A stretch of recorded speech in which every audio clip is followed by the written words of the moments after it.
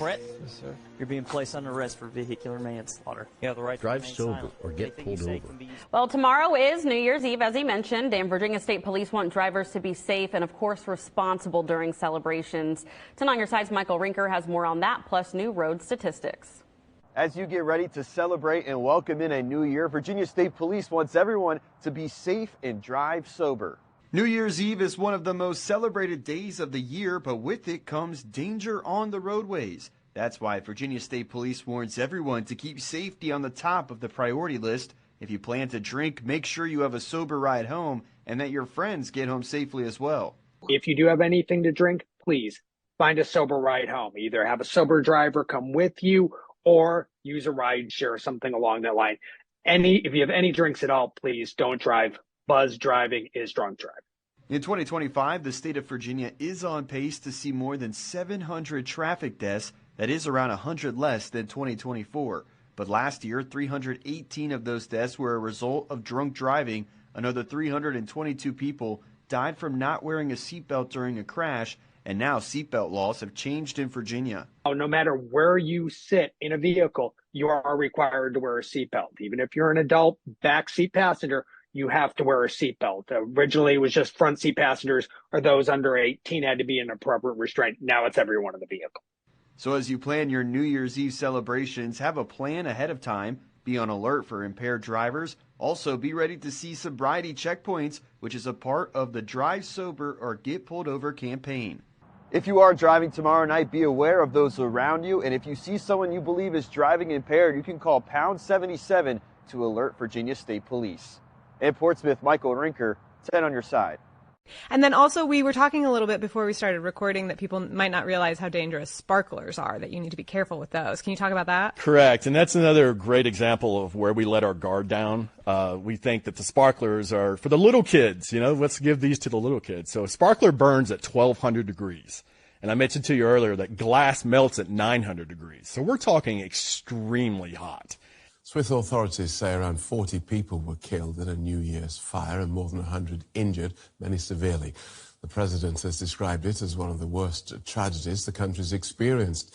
The blaze broke out in a bar in the alpine ski resort of Crown, Montana. Eyewitnesses say it was caused by a sparkler being held too close to a basement ceiling, though authorities say it's too early to determine the cause. A party turned to tragedy at the Constellation Bar during New Year's Eve celebrations. The music still playing as fire rips through the venue. A young man who was at a nearby restaurant described the scenes of panic. The thing is, there were a lot of people at the entry trying to escape, and was full, and people was walking on everybody, and trying to escape. And a lot of people were screaming, trying to escape, and I saw a lot of people on the floor, and I think these people was dead. The morning after, police cordons and forensic tents, not scenes people are used to seeing in this exclusive ski resort. Authorities gave an early estimate of the casualties. Many are being treated in hospital, including in neighboring Italy and France. All of the injured have been taken care of. We've counted around 100 injured people, most of them seriously, and unfortunately several dozen individuals are presumed dead. Reports of an explosion in the Constellation at the time of the blaze fueled speculation. But authorities in Switzerland's Valais canton say they can rule out a deliberate attack or terrorism. Stephanie Dott is a Switzerland correspondent with the German public broadcaster ARD. A little earlier, she gave me this update. We don't have an official confirmation of what exactly caused this blaze. We know that there was a fire first, and then there were several explosions. We spoke to people here that were in the bar, and they told us that there were people handing over table firework, holding it very closely to the ceiling, and that they witnessed that the ceiling then caught fire. What we know confirmed from the authorities is that it was first a very light fire, and then suddenly it became a very, very large one. And that was a thing of seconds. And probably this is why we have so many dead people. The other thing is that this is a bar that is partially inside a cave, so you have to go down there, the stairs, to enter the largest part of the bar. So maybe when the panic started, the people didn't really get the chance to come out quick enough. That is what we learned so far. And this is a tragedy with wider repercussions. I understand hospitals are so overwhelmed, authorities are telling the wider population to take extra care. That's true. I mean, more than 100 people severely injured. That is something. The local hospital, the emergency room is full, but we know that there is many hospitals all over Switzerland that already had a large number of people taken in that are treated there. So the victims are being treated in specialized clinics all over the country. Tell us more about this town, Crown Montana. It's a tiny town. We have 10,000 inhabitants that live here generally, and it's also a tourism magnet. So people love to come here for skiing. It's beautiful. It's right in the Alps, and it's beautiful ski day. And people were going out skiing even today. They were saying, well, some of them were crying and then saying, well, I have to get up on the mountain to breathe, to get some distance, to kind of start processing what actually happens here. So it's a very familiar town. People are coming back here every year. So everyone knows each other, and everyone, is now looking for people that still are missing. So we just spoke to a couple of young people, 18, 19 years old, who are saying, well, I haven't heard of my friends. I don't know. Are they hospitalized? Are they dead? It's a real tragedy for this tiny ski village. Paula Kersten is a journalist with Germany's public broadcaster ARD. She joins us from Sion in Switzerland, where local authorities have just ended their press conference. Welcome, Paula. What have we learned? That many things are still unclear. For example, the reason why the fire actually started in that bar is still unclear, or the investigators won't say anything yet to the circumstances.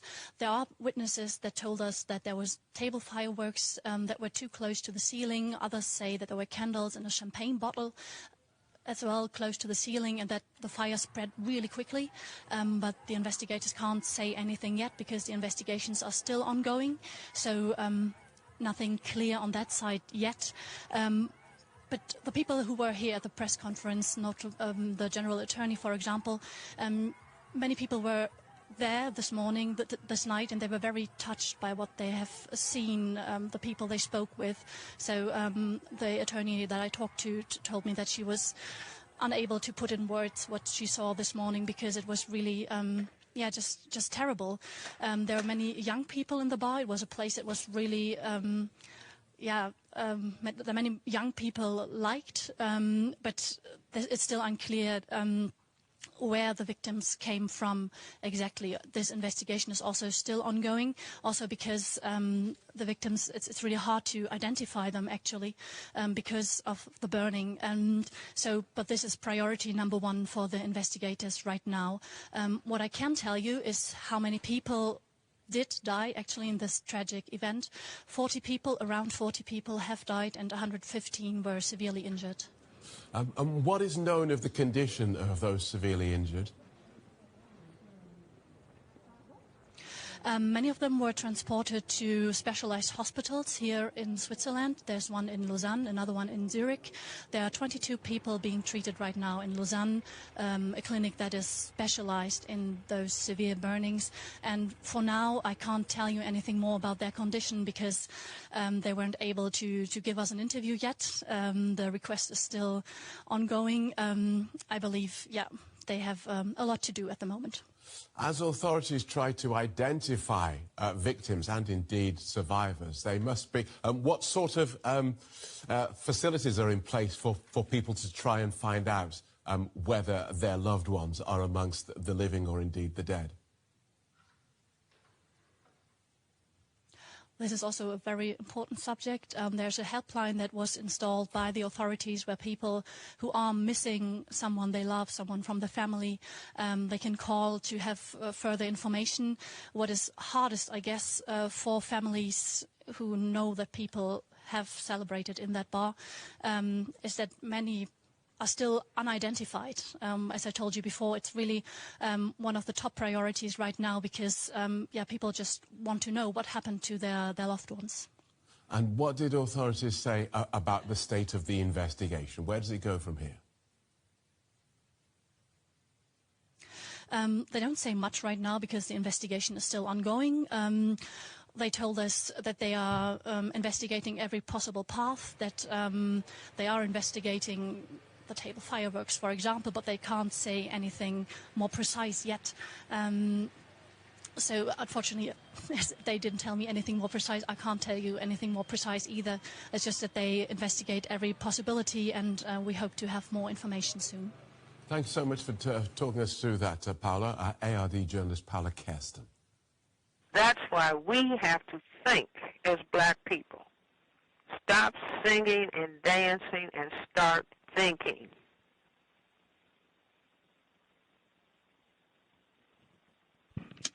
Thinking and reading. I say reading is more important than watching TV. In the olden days, wars were fought with ships.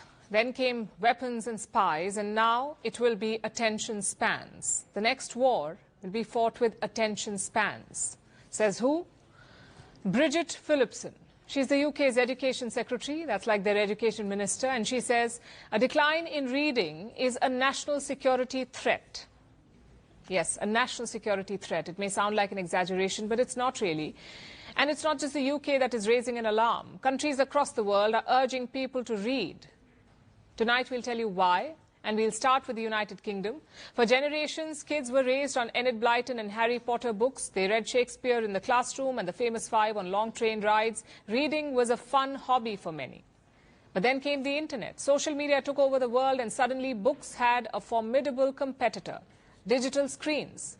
Today they're everywhere. Half a decade ago, more than half of the children in the UK said they loved reading.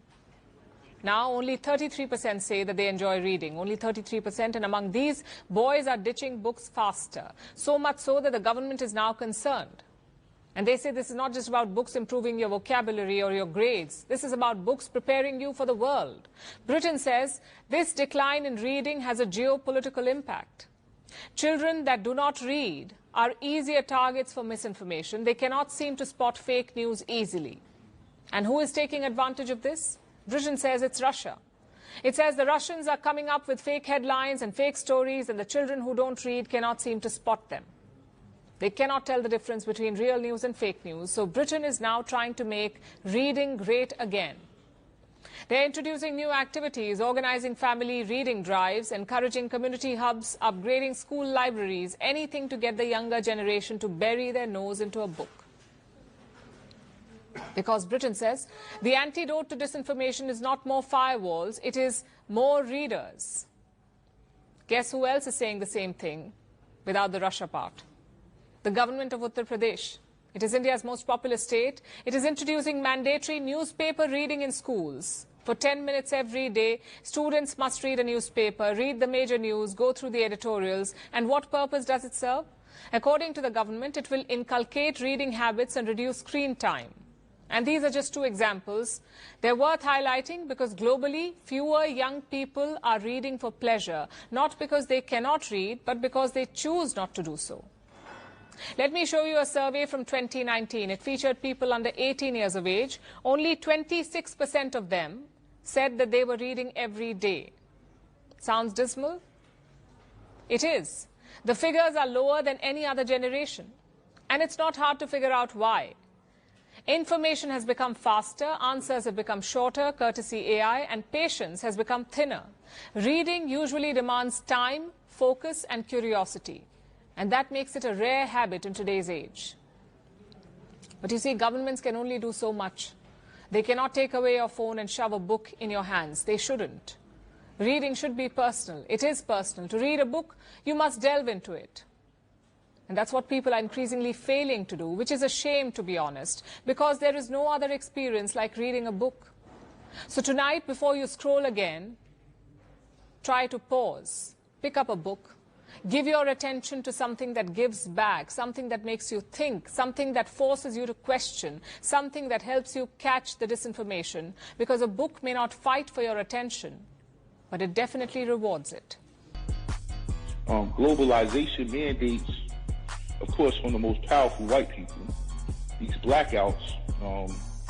You have a totally energy independent state like Texas, plenty of natural gas, oil, gasoline, coal. They were forced to keep up with the mandates and convert up to 20% of their power grid to green energy by 2021. Green energy being wind, solar, hydro, battery, etc. So that 20% freezes over. And the 80% that's left, that always has worked, the oil, the coal, the gas, is not enough to supply the rest of the state. So they have to cut off certain parts of the grid to keep it working. And this is what's going to happen in 2025 when that green energy is mandated to be 50% of the grid. What happens when we have a snowstorm there? And what happens in Chicago and New York? I mean, it's cold most of the year here. So this green energy thing that they've been pushing through this Green New Deal, and 5 years ago this wanted to happen in Texas, but they were forced to take fully, perfectly functioning parts of their grid and convert it to these green energy, and now that green energy freezes over and the rest of the grid is all vulnerable.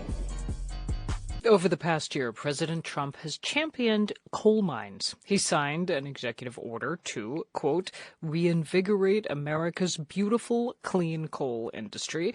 The order aims to increase production, and it'll do that by cutting what it describes as unnecessary regulations. But is it also putting miners' health at risk? We've got Justin Hicks here from the Appalachia Mid-South Newsroom. Hey, Justin. Hey, Mary Louise. So President Trump signed this executive order early last year, early 2025. What changes have you seen in the coal industry since then? Yeah, so President Trump vowed to reduce all that federal red tape, and he says he's going to end what he calls discrimination against coal-powered electric plants. And he started a so-called Energy Dominance Council this year that favors things like coal and uranium mining. And he added a type of coal used to make steel to a list of critical minerals. And so that means the government will closely watch and support it. And meanwhile, some power companies that were going to phase out coal-fired electric plants are actually being ordered to reverse course. And of course, this comes in the backdrop of everybody looking for more energy to supply a crop of data centers that are popping up everywhere. Okay, now tell us about the questions this is raising about what this new approach might mean for miners' health and safety. Yeah, so it really comes to a head with black lung disease. So black lung disease is a common name given to a lung condition really prominent in mining. Several of my public radio colleagues and I have been following this disease for decades. And it comes from inhaling toxic rock dust. And people suffering from it say it feels like you have shards of glass stuck in your lungs. This is incurable, and health researchers know it's been on the rise in central Appalachia, and that's where coal is harder to reach because it's under bigger layers of rock that just need to be crushed up more to get to the coal. Although I'm recalling the Biden administration did issue safety rules trying to limit exposure to that toxic dust you're talking about. What happened to those rules? Yeah, so those Biden-era rules required annual health checkup for miners, and it cut the legal exposure levels in half of that toxic dust. And, and it required better ventilation and other measures aimed to improve air quality in mines. And these rules affected every single mine, not just coal. And so it was almost immediately challenged in court. Companies that mine other stuff like sand and gravel, even the stuff that goes into kitty litter, they said the safety measures would just cost them too much money. And Biden's mine safety agency said it was going to defend those rules, but then Trump took office, and the new mining and safety administrator indefinitely paused the enforcement. So I spoke with Vonda Robinson with the National Black Lung Association, and she says she's really scared the Trump administration is signaling that they're going to roll back safety measures her group fought for decades to get. trumpeting wants to make America great again. Well, we need to make our coal miners healthy again. We need to worry about the safety and health of our coal miners. And Vonda's group held a rally in D.C. in October trying to get the government's attention, but Robinson said nobody in the Trump administration would meet with her. And so instead, this is just turning into a years-long legal drama. In just a sentence or two, Justin, where does that court challenge stand? Yeah, so it still has to be resolved. Mining companies are getting impatient. They are asking the judge of some idea.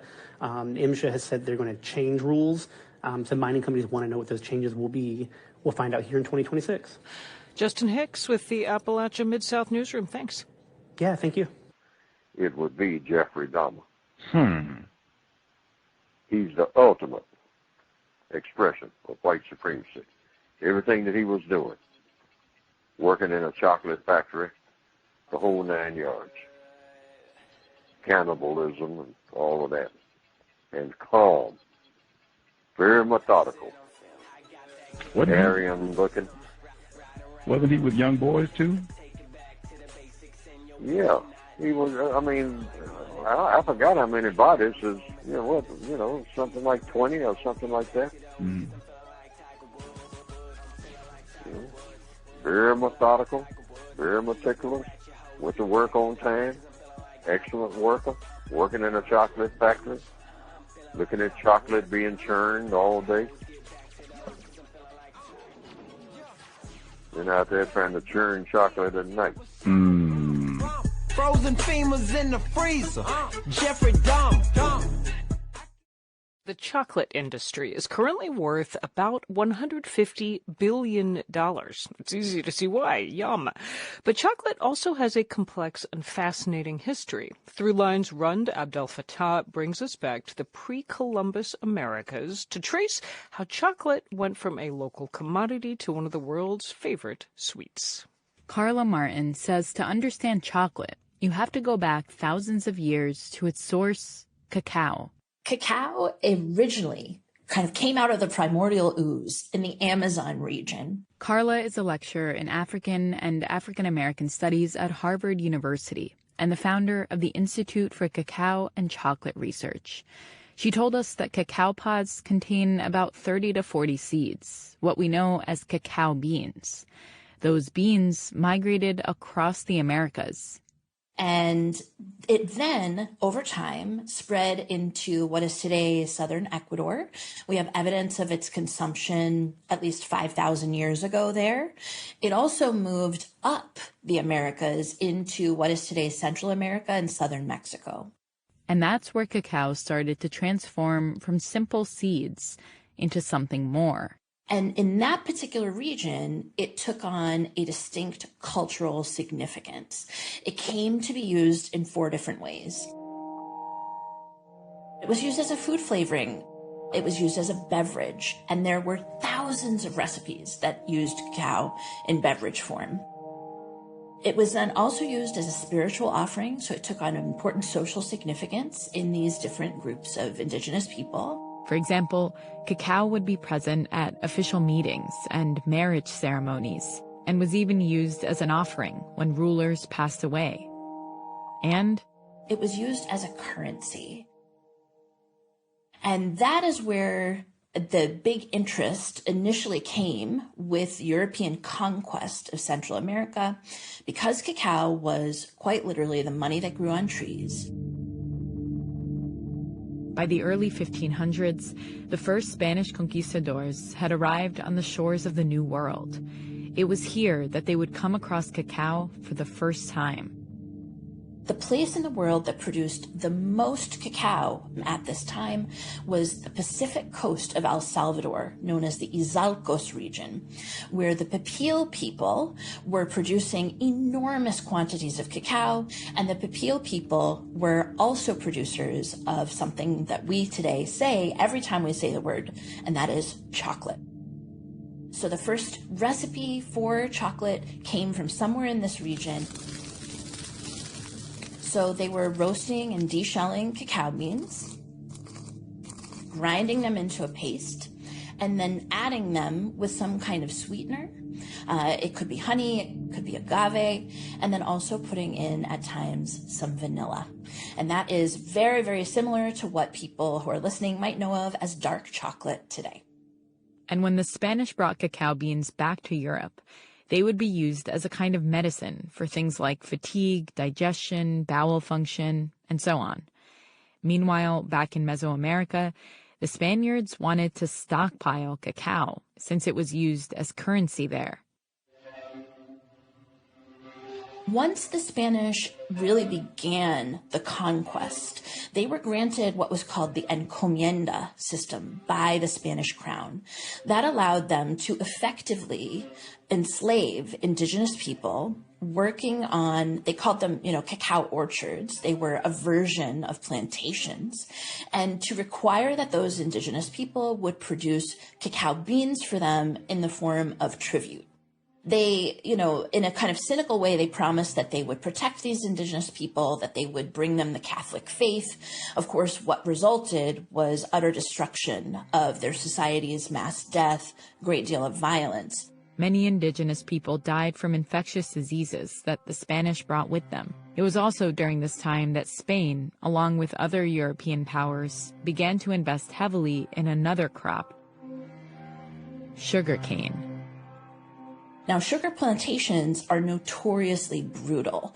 Data that we see about enslaved Africans arriving, let's say, to the Caribbean, shows that when they would arrive during the colonial period, they might live anywhere from 5 to 8 years working on that plantation because the work was so intense. Now, if we then transfer to what it means to work on cacao, it is actually less overall labor intensive. And so growing cacao was seen as a way to get more profit out of enslaved people on plantations. It became attractive as something that elderly people could do, that children could do, that could be done in a less intense system, that would be on the side of sugar production in lots of places. The work of growing cacao may not have been as difficult as sugar, but it was still very hard work. If you're doing it for 16, 18 hours a day, 6 or 7 days a week, it is still an absolutely brutal system of labor, especially when one is enslaved, malnourished, etc. And it was only the rich and noble class in Spain that could afford to have cacao, which they often had in the form of a drink. Over time, cacao slowly spread from the Spanish royal court to other European kingdoms. There's a long tradition of, kind of marrying a princess to a prince in one country. She would often bring with her a tradition of chocolate consumption and spread it to a new country. But the taste and market for chocolate would soon expand beyond Europe's royal houses. Newly wealthy merchants who got rich off the slave trade could now buy their own chocolate. And then in the 1800s, new technologies broke open the market again. Specifically, that comes from the development of the hydraulic press. That's the tool that allows you to make cocoa powder and cocoa butter. It comes from larger scale grinding machines that will grind those roasted cocoa beans and allow you to turn them into a cocoa paste and then chocolate, and a variety of other machinery.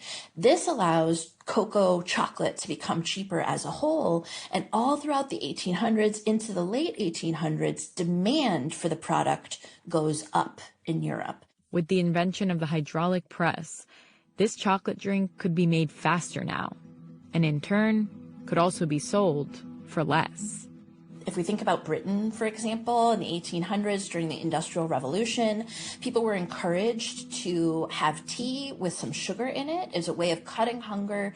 And the same came to be true of promoting cocoa as something that kids would drink during the Industrial Revolution, because it was a way of giving them a relatively cheap and energy boost via calories.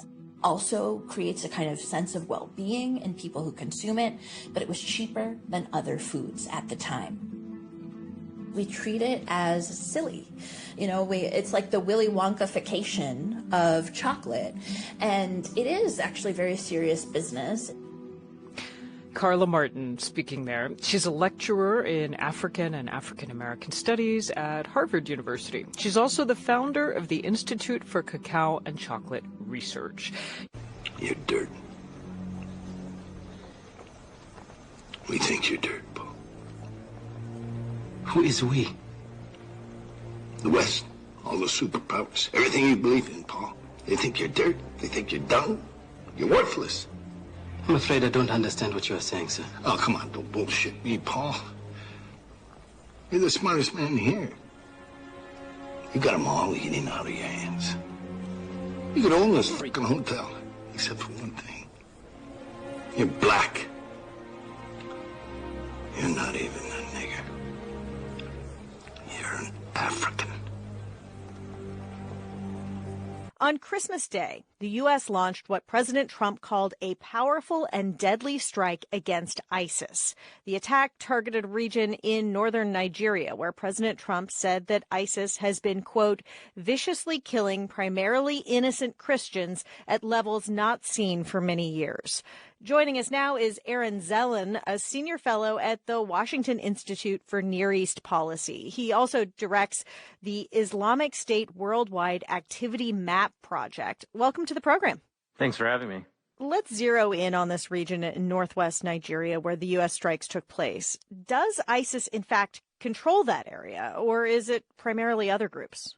As far as we know, the Islamic State does not control any territory in northwest Nigeria. It's more of a transient area between that area of the country and other conflicts in neighboring countries like Niger and Mali. On the other hand, in northeast Nigeria, the Islamic State does control territory there. I want to go to another aspect of this story. President Trump first directed attention to Nigeria back in November with a video posted on social media. Christianity is facing an existential threat in Nigeria. Thousands and thousands of Christians are being killed. Radical Islamists are responsible for this mass slaughter. So I do want to ask you about that narrative that Christians are the main targets. Is that an accurate description of what's happening on the ground in Nigeria? There's definitely some attacks by the Islamic State against Christians, but they also are attacking Muslims as well that don't believe in their extremist worldview. Plus, much of the Christian population in Nigeria is more in the central and southern parts of the country than instead of the north, whereas the north is majority Muslim. And so while it is true that the Islamic State has targeted Christians, people talking about a genocide from a legal definition standpoint, it doesn't hold up. So is the focus then on Christianity more about domestic politics here in the U.S.? It certainly has elevated what's happening in Nigeria to the point where Nicki Minaj was talking about it recently. Yeah, there's definitely a component of this related to domestic politics than it being specific to Nigeria. Of course, we shouldn't underestimate the fact that the Islamic State has targeted Christians, but they've also targeted Muslims too. But we've seen this, broadly speaking, related to other issues, not just in Nigeria as well, where people have worried about the fate of Christians in other countries too, such as Syria. It has become a huge, domestic political debate as well.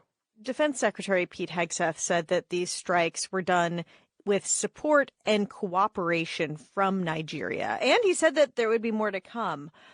What does the Nigerian government gain from cooperating with the U.S. on this? For the Nigerian government, this could be access to more weapons from the U.S. as well as aid from the U.S. related to the military fight against the Islamic State, as well as, from a domestic perspective, other enemies that they might have that they might want to go after. We've seen this in many other contexts in other countries. And it's important to remember that the issue of the Islamic State is not just in Nigeria, but it's this cross-border issue in West Africa and the Sahel in general. And many of the surrounding countries of Nigeria are actually allied with Russia now fighting against the Islamic State as well as Al-Qaeda. And so there isn't this cross-border coordination so much at this point. How does this fit in with the Trump administration's foreign policy doctrine or approach? And how does this compare with how past presidents have approached this region? In the past, much of what the U.S. did was supporting the local governments in the fight instead of directly doing it themselves. In many ways, it highlights how, for the Trump administration, not only with this, but all of the so-called peace agreements that he's done since the beginning of the year, that they're very flashy, but the question is always about follow-up and whether there's long-term sustainability to these policies. What are you watching for next year? I mean, going into 2026, one of the trends we've seen with the Islamic State in particular is that it's continued to get stronger and stronger in parts of Africa, where its original base in Iraq and Syria have gotten weaker since it lost territory in 2019. And so zeroing in on places like Nigeria, Mali, Burkina Faso, and Niger, the region of the Sahel and West Africa in general related to the jihadi movement, will likely take precedence over other counterterrorism issues in the context of the jihadi movement. Aaron Zellin, a senior fellow at the Washington Institute for Near East Policy, speaking with us about recent U.S. military strikes in northwest Nigeria. Thank you for joining us. Thanks for having me. Listen, just touching on some real issues right here tonight. That's all. That's all. I want y'all to observe the excellence here. BX providing the Sonics, my man, Minnesota. I'm letting the beat ride out because it's a part that I like when it come up, you know what I'm saying? I take this time to say what's up to my family. You hear that? You know what I'm saying? For sure. Just observe the excellence of that. That's many. Hey, back. Fall back. For the guitars. It's hip-hop music. It's good enough to speak for itself. And you got to do right by it. Minnesota. Ain't no black people in Minnesota. Millions of federal dollars allocated to help low-income families pay for childcare is currently on hold in Minnesota and nationwide. It stems from a recent YouTube video that went viral, produced by right-wing content creator Nick Shirley, who calls himself an independent YouTube journalist.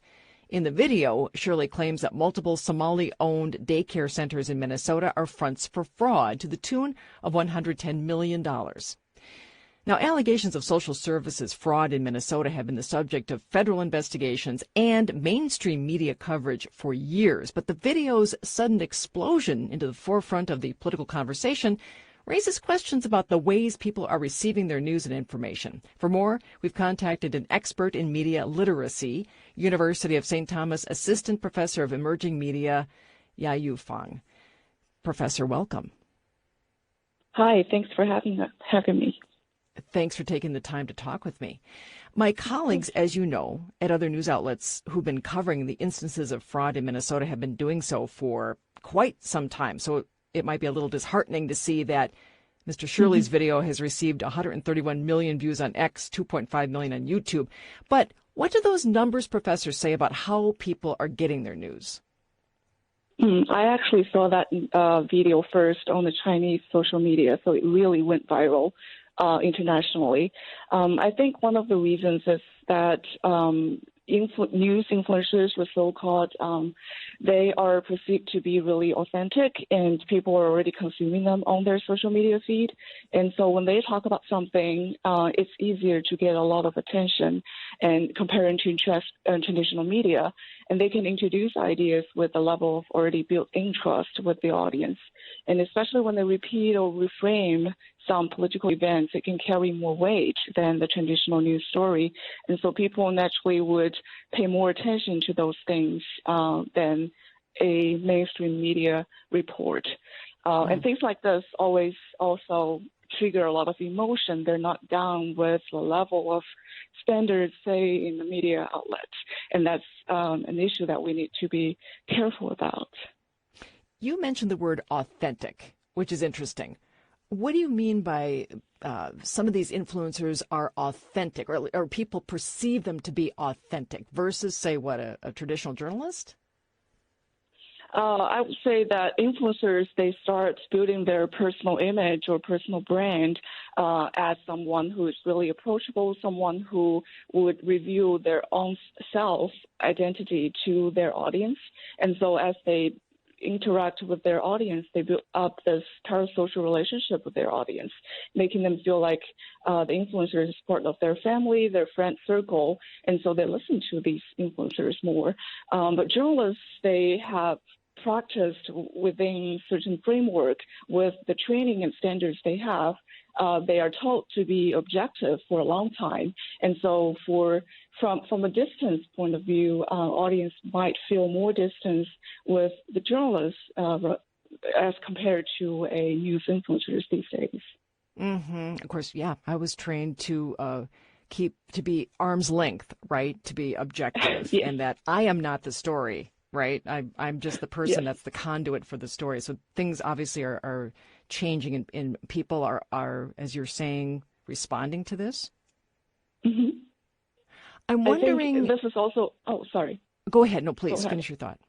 Oh, I'm just going to say that I think this is something that's circling around the profession now, too. They're trying to struggle to find a way to compete with these news influencers for the space and attention. So authenticity might be something that journalists are considering now, too, in order to get more attention online. Republican Speaker of the House, Damith, said her caucus steered Nick Shirley to this story and the daycares. We know that the DFL party and the Walls campaign are building a network of content creators to, reach audiences that don't consume traditional media. And I'm wondering, from where you sit, what are the potential pitfalls of this trend? Well, I think there's an issue relating to the larger information ecosystem.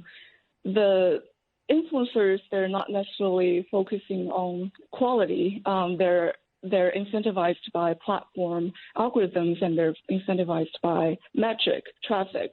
And so the way that they narrate or frame a important political issue could be, well, it's both ways. They are good at taking out the technical ideas or bring it down the ideological ideas and make it more accessible to everyday users. But also in their phrasing, they could also build in some misleading claims and also things that just provoke strong emotions rather than really serious discussions. And so based on how algorithms work, they promote content that keeps people watching, keeps people clicking and reacting. Some of those important and serious issues do not naturally do that. And so when this happens, they could introduce some really misleading ideas and make people feel that these are... Professor, I've got to go. I'm so sorry. University of St. Thomas Assistant Professor of Emerging Media, Yayu Fang. Go back to Africa. Somali child care providers in Minneapolis are on edge after a viral video claimed to expose fraud in Minnesota's child care centers. Since then, some centers have reported harassment and vandalism. Then yesterday, the Trump administration announced a freeze on federal funding for child care in Minnesota. Our early childhood reporter, Kyra Miles, is here to help give an overview of what's been happening. Thanks for being here, Kyra. Yeah, thanks, Clay. So what has been happening this week? A video by right-wing content creator Nick Shirley posted last Friday, and that went viral on social media. The video featured child care centers predominantly run by Somali Minnesotans and accused them of fraud. This resulted in calls for investigations by the state and an onslaught of racist rhetoric towards the Somali community. In the following days, some child care providers say they are getting harassing phone calls, and early Tuesday morning, one center, C.O.W.S Day Care Center in Minneapolis, was vandalized. Can you break this down for us? What happened there? So the C.O.W.S Center says security footage shows someone breaking into the facility between 3 a.m. and 6 a.m. Tuesday through a brick wall at the back of the center. Manager Nasrullah Mohammed says documents are missing, including enrollment records, employee information, and financial documents. Here he is at a news conference earlier today. This is devastating news, and we don't know why this is targeting our Somali community, as one video made by a specific individual made this all happen. We've been receiving hateful messages through our voice notes threatening us since the past couple of days. Parents and kids are also on edge. Here's parent Cilia Adin with translation from Amina Adin. My kids see what's on the news and they are reading and they are asking me, what can we do now that they know our information and our home addresses? Now, Kyra, what kind of effect has this had on people? So in addition to fear, parents say it's impacting their ability to work.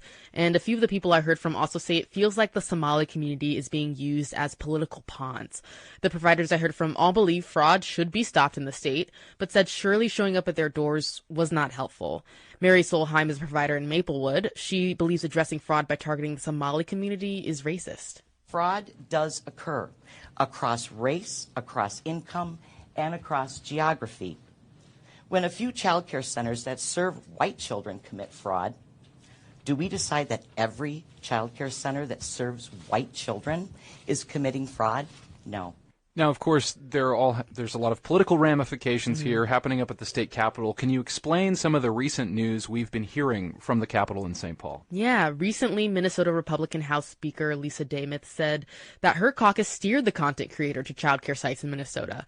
Fraud has been a big issue for Governor Tim Walz, who's been accused of not doing enough to stop it. The government has been investigating fraud in Minnesota for a while, but the social media attention on this scale is new. My colleague Regina Medina spoke to one of the owners of ABC Learning Center. That's one of the centers featured in the video. Here's Umi Hassan. I think it was political motivation rather than finding frauds, because you cannot go to someone's daycare, any daycare, and walk in with cameras and crew with masks, especially at this time where ISIS is standing outside and, targeting people who look like me. And yesterday, the federal government announced a freeze for federal child care funding in Minnesota. The centers featured in the video have been part of a state-administered child care program using federal money. And although some recently had operations or payments suspended, none have been accused of fraud by federal prosecutors. So, Kyra, do you have any indication what that freeze actually means?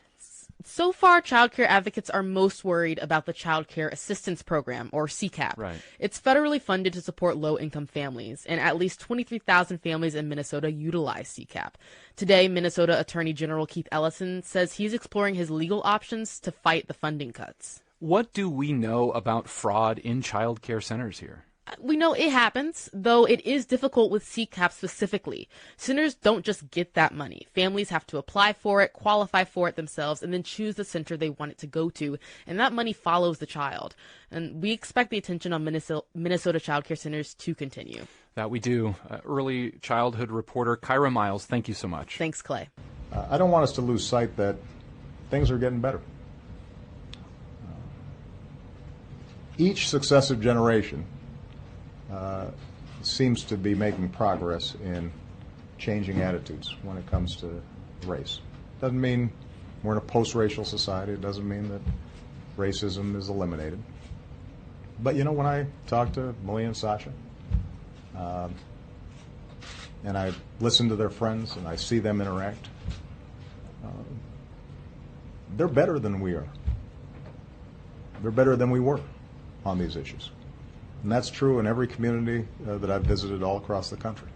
A family is claiming this school allowed racist behavior to go unchecked. I'm Jenny Bork outside of Christian Academy, where leaders say appropriate action was taken to address the concerns. Jada Berry was a student at Christian Academy for 3 years and tells me when she first started there, students would make racial comments thinking they were jokes, but she didn't speak up until recently. I just thought that, that's just how the world was, and that's how it was going to be, and I kind of had to just deal with it in order to fit in. Berry alleges students have called her the N-word. A student in my class looked at what seemed to be a cotton plant and said, "Jada, look, there's some cotton, go pick it." Chris Heater, a former Bible teacher at the school, says when Berry made him aware of a particular situation, he wrote a student up but doesn't think any other disciplinary actions were taken. I know the handbook says that if you make a racist remark like that, you get a Saturday school. Berry started telling her aunt and uncle, who are her guardians, about what was happening at school. Her uncle says the last straw was when Berry told them faculty members had also said racist things to her. Heater says he went to administration last May to report this because Berry had started thinking about hurting herself. It really made me question my self-worth. I often prayed to God and asked why he made me the way I was. Emails between head of school Dick Dre and Berry's uncle show Dre met with the family and outlined steps he was taking to address the issues, but I was not sent any that confirmed any suspensions of students or staff. Heater says he also met with Dre in October and had been on leave for personal reasons. When he tried to go back to work in November, emails show he was not permitted to return, and he says he was officially fired in December. I reached out to the school and asked for information about how the school handled the alleged behavior and why Heater was let go. I received a statement that says in part, quote, when concerns were brought to the school's attention late October, leadership promptly followed established policies to review the matter immediately and take appropriate action consistent with school standards and applicable law. The employment decision referenced publicly resulted from a separate review conducted in accordance with school policies and professional standards and was unrelated to the assumed situation. Barry does not attend Christian Academy anymore, and her family says this has been difficult. For me, to know that is struggling with the color of her skin, it's heartbreaking. The family and Heater have an attorney and are waiting to find out if legal action can be taken. Scan the QR code on your screen to go to our homepage for more details in the web version of this story.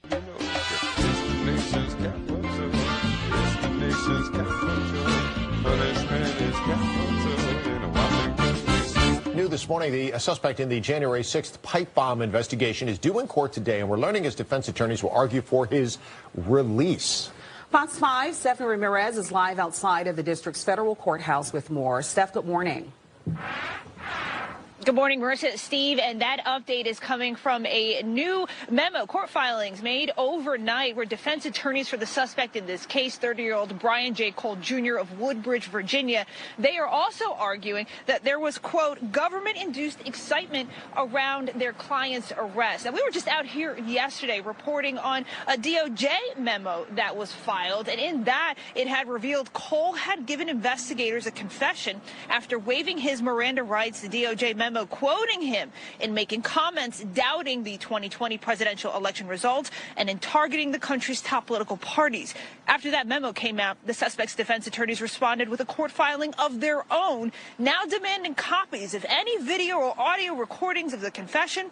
They also want everything else the government plans to use against Cole, who they appear to argue is not a danger to the community. Attorneys submitting a handful of character witness letters that claim this is not like this 30-year-old, and also his attorneys say this is a man who has a mental health history but no criminal record, has a job waiting for him.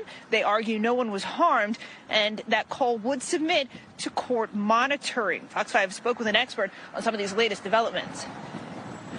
So good defense attorneys, they're really parse through the timing of the arrest, the statements that were made by both law enforcement and the suspect to try to poke holes in the Miranda warnings and the waiver to get any statements tossed. Now, in the DOJ memo filed, prosecutors noted that Cole first denied any involvement, telling investigators he drove to D.C. alone on January 5th of 2001 to attend a protest. He then later admitted to the crime, saying he wanted to do something to the DNC and the RNC because they were in charge. Cole was also found to have wiped his phone over 900 times in this nearly 5-year-long investigation. Also want to note that memo, authorities said in it that had these devices detonated, it could have harmed people. It looks like on the calendar today, 1 o'clock is when the detention hearing is slated to begin. I'll send it back to you. All right, Steph, thank you. I can feel it deep inside, this black nigga's pride. I have no fear when I say, and I said every day, every nigga is a star. Every nigga is a star. Who will deny that you and I and every nigga is a star? Accused of a racially motivated shooting appeared in federal court yesterday as his case moves forward under federal hate crimes charges. Jonathan Felkel, accused of targeting a man back in July of this year that he didn't know because of his race, using force and threats involving a firearm as the victim was preparing to leave for work. Well, the alleged victim is a black man. Our Derek Rush was inside the courtroom yesterday and shares the details. A decision on whether Jonathan Felkel will be granted bond for his federal hate crimes will have to wait Jarvis McKenzie did not attend today's arraignment, but his attorney did, as well as the U.S. Attorney's Office, who both stand firm that hate has no place in the state of South Carolina and that what happened to McKenzie should not happen to anyone else. I can say this. I say that everybody saw the video. You heard what he said. Additional charges being heard in federal court in this case. I don't know anybody who's not a racist who fires a gun at somebody for being a black person and then uses words like keep running boy or you better run. Jonathan Feckel going before a federal court judge to hear the charges against him. The U.S. Attorney's Office announcing the pursuit of a violation of the Fair Housing Act. Prosecutors say Feckel interfered with Jarvis McKenzie's right to live safely in his home and community when he fired shots in the air and yelled at him while he was out near the gate of his neighborhood. Feckel told investigators he shot because McKenzie was a black man. U.S. Attorney L. Klein says Feckel should stay behind bars. And given the facts of this case, as well as the charges that Mr. Feckel is facing, we felt strongly that he is a danger to the community. McKenzie expressed his fears in December. Big crowds, being around people who I don't really know. And his attorney, Tyler Bailey, saying those concerns continue. And Jarvis still feels the same. He's worried about Feckel being released from jail. His family still lives in that neighborhood. He fears for the safety of his daughter. In Columbia, Derek Rush, WIS News 10. And Feckel's attorney did not want to talk with WIS on Tuesday, but retained the right to request a bond hearing. The judge gave a January 20th deadline for a district judge to be assigned to the case. 5, 4, 3. She's pure alligator, pure white. 2. Albinos that do make it to reproductive age can't find a mate because they look funny. 1. Albino affairs.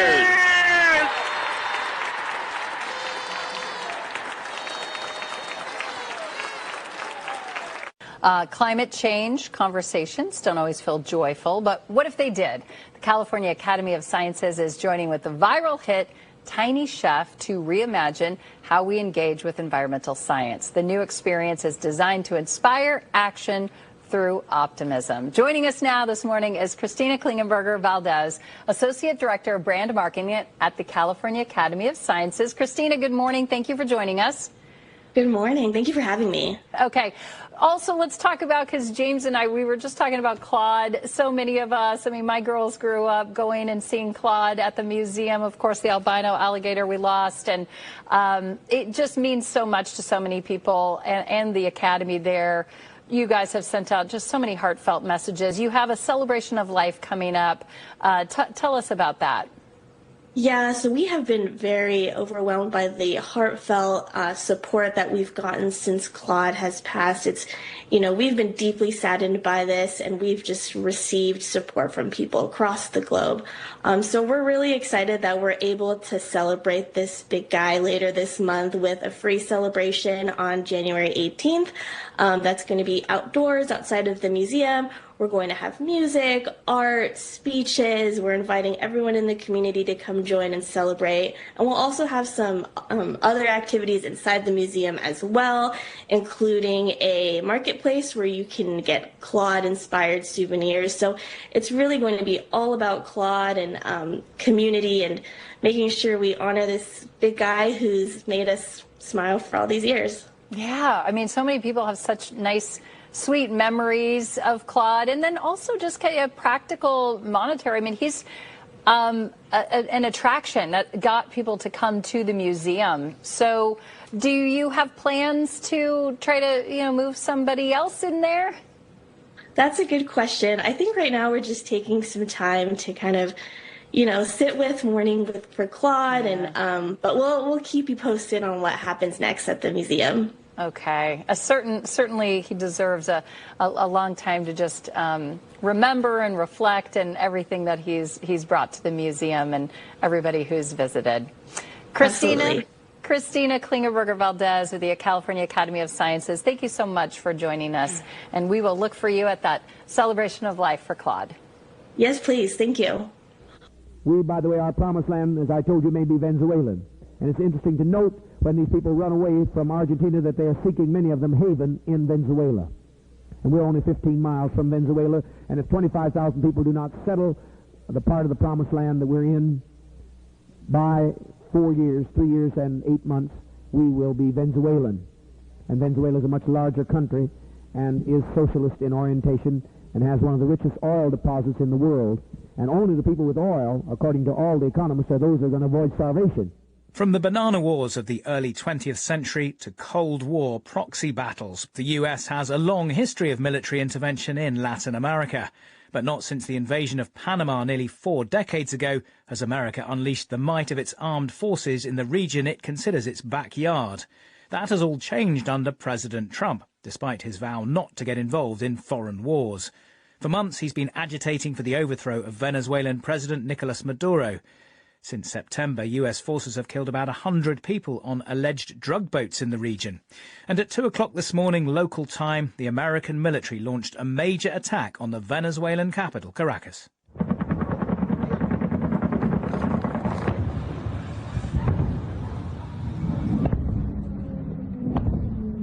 Footage posted on social media showed huge explosions across the city, while dozens of helicopters thought to be Chinooks and Apaches flew overhead.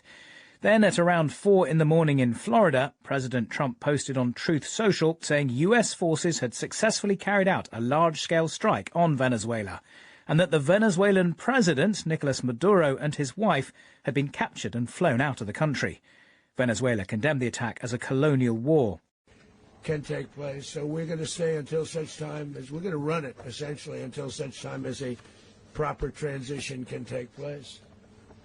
As everyone knows, the oil business in Venezuela has been a bust, a total bust, for a long period of time. They were pumping almost nothing by comparison to what they could have been pumping and what could have taken place. We're going to have our very large United States oil companies, the biggest anywhere in the world, go in, spend billions of dollars, fix the badly broken infrastructure, the oil infrastructure, and start making money for the country.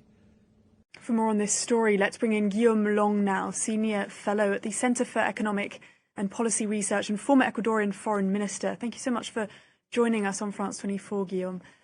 The US has framed this as a capture and arrest. You could argue it's an abduction. How would you describe the US's operation?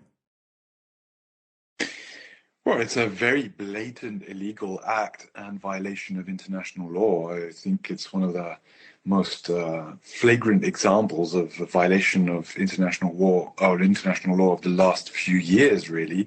It violates Article 2, of course, of the UN Charter, and it violates pretty much every single article of Chapter 7 of the UN Charter.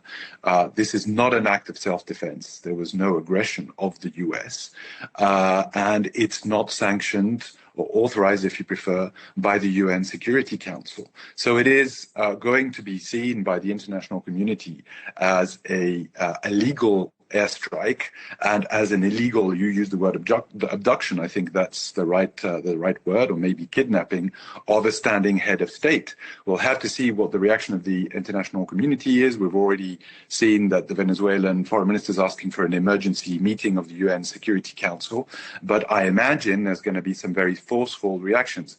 Unfortunately, we've already seen a reaction from the European Union, Mrs. Callas and Mrs. von der Leyen, who have not been very forceful and who have not denounced this. So that's a source for concern, I think, for Europe. But I imagine we'll see more forceful reactions on behalf of other states. It's also important to note that the special envoy of Chinese President Xi Jinping had arrived in Venezuela yesterday. It's unclear whether this Chinese special envoy was still on Venezuelan territory when the US airstrike happens. But if it did, I can imagine that will be seen as a very threatening move on behalf of China. But I imagine there'll be all sorts of other reactions that we're going to see unfold over the next few hours.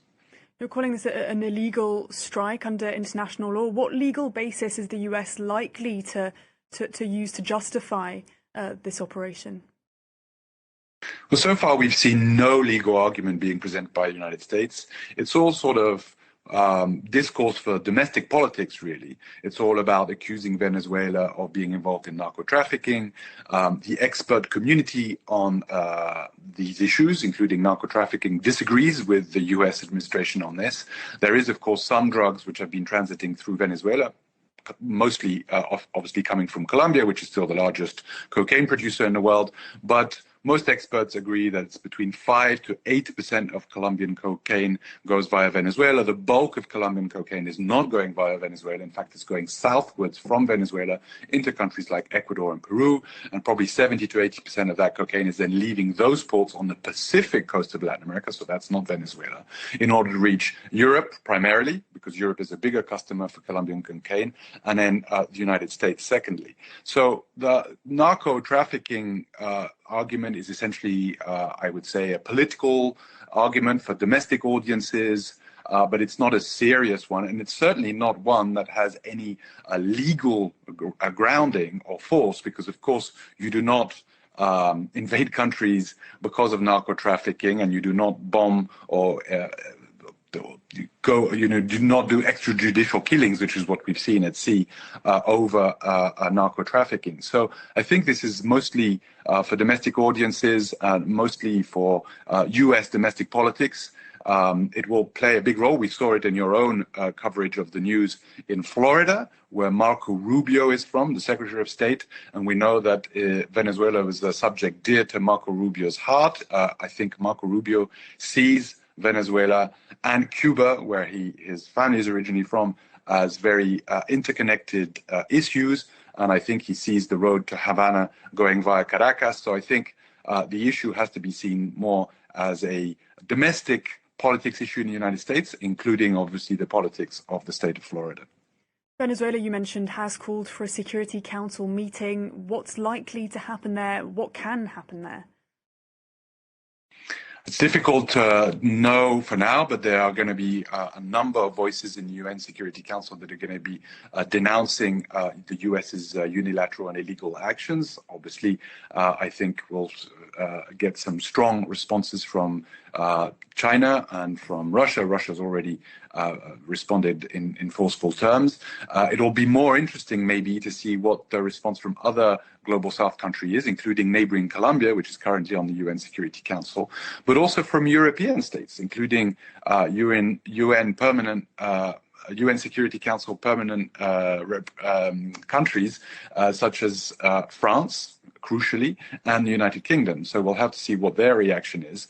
One would hope that their reaction would be a strong condemnation of these illegal actions. But so far, again, as I've just said, European spokesperson, High Commissioner Callas, has not condemned the actions. So we'll have to see what UN member states, European Union member states such as France, for example, actually say at the UN Security Council meeting. And Guillaume, there were a lot of questions already around the legality of the US's interventions in the Caribbean when they were striking boats accused of trafficking drugs to the US. So would you say it's fair to say that Trump has reached a new level of unrestrained global power with this new operation? This is the first time in over a century that the United States militarily attacks a South American state. There have been military interventions on behalf of the United States in the Caribbean, in Latin America, but never on South American soil. The last significant U.S. attack and occupation of Latin American states was Panama, but that's a much smaller country. Back in 1989, 1990, when the U.S. occupied Panama, it was a country with 2.5 million inhabitants. Venezuela is a much larger country. We're talking about of 28 million inhabitants, again, and in a region that hasn't been attacked by the United States. Of course, the United States has intervened in covert actions, supported military coups throughout the Cold War and military dictatorships throughout the Cold War, but never bombed a South American countries, at least not in the last over a century. So I think this really, yes, is a historic moment. It really marks, I think, the Trump administration's reassertion of U.S. power in the Western Hemisphere. There's been a lot of talk of the Trump administration's reassertion of the Monroe Doctrine and the Trump corollary to the Monroe Doctrine. Yeah, it really sends a signal that the U.S. wants to dominate the Western Hemisphere.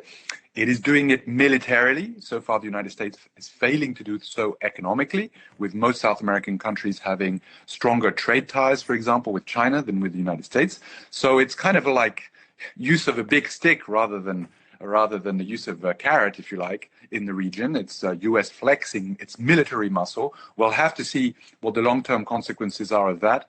But I think, today marks a historic day, and there's going to be a lot of lessons learned by South Americans in terms of how they must deal with this threat of the United States just being able to bomb a South American country like that. We're seeing reactions. Lula has reacted, Brazilian president has reacted strongly. We've also seen the Mexican president, Claudia Sheinbaum, react strongly. We'll have to see how other Latin American states react. But I think historically, yes, it's very significant, and it marks a new chapter in the U.S. dominance of the Western Hemisphere. Guillaume Long, thank you so much for speaking to France 24. Dominance indeed. Context of White Supremacy, the worthless Negro from Virginia, Gus T. Renegade, in for another broadcast, hopefully to share constructive information on the global system of white supremacy. Today's date, Saturday, January 3rd, 2026. So I have been told. Our weekly compensatory call-in, check in on what is happening around the world. Man, around the world this week. I'd asked a few weeks back for President in Venezuela, Nicolás Maduro, is he classified as white or not white? Because I said, I'm not sure. Still might be confused, and in general, I make errors. That's one where I have a lot to learn, because I make a lot of errors with racial classifications. Is this person accepted as white? Are they classified as not white? I make errors. You have to be kind of everything that's a little more confusing than President Obama. I get a little bit, misguided about whether or not this person is accepted as white. So I said that the first time I saw Nicolás Maduro, I said, man, is he classified as a white person? Is he? I'm not sure. This would kind of seal it for me. This is kind of niggerish treatment, I think. Basically say you're a drug peddler and snatch you and your wife and just, and said they were terrorists. That's kind of niggardly treatment, I think. Non-white. It would be hard for me to imagine this happening to a white prime minister, president of a country, any country in the world, much less Western Hemisphere. But it would be hard for me to imagine this type of treatment being doled out to any white ruler, president, prime minister of a country, so-called. I might be in error.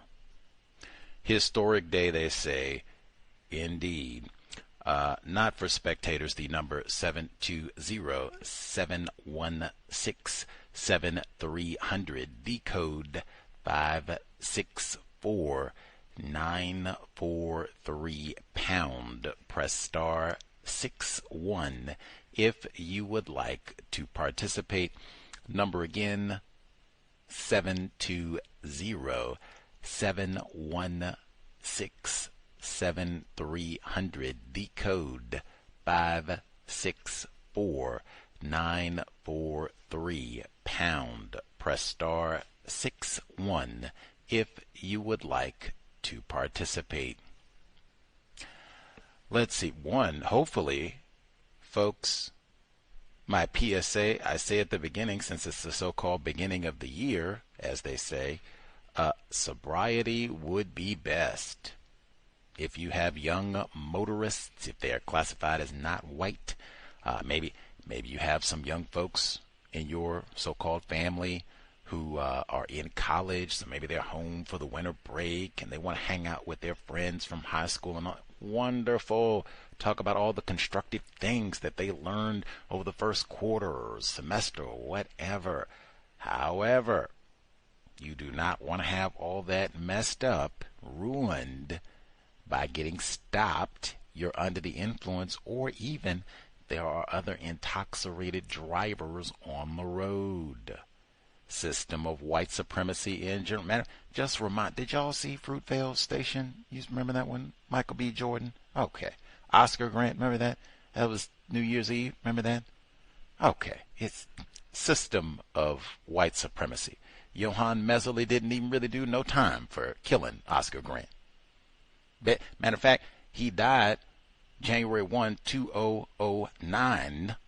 By the time we got to 2010, Johann Messerly was about done.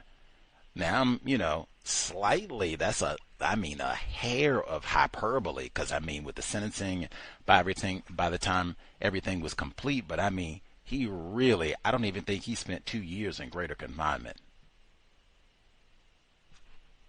I think he would have been able to vote, Obama, second election, 2012, I think he would have been out. Vote, do all those cool things once again. Anyway, all that to say, sobriety would be best. I suspect they will have sobriety checkpoints through Monday, probably. So I wouldn't want to endure that even if I was in the back seat. Got it, man? They said if you're in certain states, you got to be buckled up in the back seat. Man, try to get to one spot and stay there. You do not want to be out and about late on the road. That's it. The segment I included about that mass fire that happened in Switzerland New Year's Eve, they said 40, and they even said approximately, like that number might be revised, maybe it'll go up, but 40 casualties and then over 100 injuries. It was so bad they had to give a warning out and tell people in the region, hey, take extra care. Don't be in the kitchen, get reckless chopping avocados, or be out ATVing, any other foolishness. And then you got to come in with, they got the milk crate challenge. Remember that? Forget all of the foolishness. Take care of yourselves. We don't need no unnecessary injuries. Man, wow. They said they had to send victims all throughout Switzerland to different hospitals and things to handle all that. It was over 100 injuries. They said they were still investigating, but several of the early theories, how did this happen? Sparklers. I prefaced that report. I remembered I played this summer, maybe inspired by a retired firefighter. I don't know. But this summer, they had a segment from a firefighter. He was talking about all the do's and don'ts of July 4th, and I included that because there's so many times you end up seeing on the news where it'll be something awful has happened at some of these events, frequently with a lot of victims of racism, some sort of violence or catastrophe or whatever the case may be. Like Fuller said, no parties. We don't even know how to party. So many bad things happen at these parties, these events where it's a large gathering. Non-white people, could be white people too, just bad things happen. But I remember that report, and he specifically talked about the dangers of those sparklers. In fact, I remember, now if you'd asked me the exact temperature, I probably would not have remembered, I would not have been that precise. However, I remember he talked about that. He said those sparklers, they burn at 1,200 degrees, and he followed that with glass melts at 900 degrees. And then they went talking about they think they might have had the sparklers in some of the bottles, or maybe they had a candle in the bottle. I've said for over a decade, one of the worst combinations in the universe, white people, alcohol. That's mandatory for so-called New Year's Eve. You add fire on top of that, fire and the fire water and white people, man. And I saw reports where they included, because it was already in my brain computer, this sort of thing is very common. Maybe not necessarily New Year's Eve, but just having some massive fire at a disco or party or what have you, very common. They even said that this part of this bar was kind of down in a cave. And I even in my brain, I remember they had an event in Chicago. It wasn't New Year's Eve, but it was just, regular party night. But some sort of fire ignited and people got trapped trying to get out. And it was a mass casualty event because people just couldn't get out. I think some of the people died at the gated exit trying to, exit, unfortunately. Just horrendous event. But they said these are very common. This is the sort of thing, if I had offspring, maybe the universe, thankfully he does not, but if I did, that would be the sort of thing, hey, if they were at home, break from vacation, so-called college or what have you, maybe they haven't even started school back up yet, if they were in high school maybe, because they just had so-called New Year's Eve, maybe it doesn't start back up until this week. Oh man,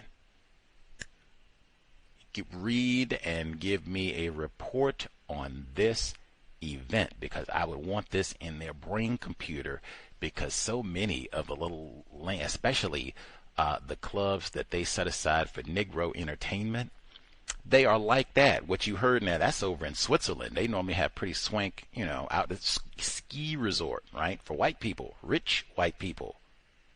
But a lot of the entertainment that they set up for black people, it's not going to be in Switzerland. They put us in a little hole in the wall. That's important for this event, because generally what that means is one way in and one way out. That means if you have sparklers and something ignites, oh man, mass casualty event, because it's hard to get out, and then you get confused and it's dark a lot of times, and which way do you get a little liquor and you get that mad dog, your brain computer isn't working as well. Which way do we come in? Where's Robbie at? You got to find everybody. Leroy, where you? Mass casualty event.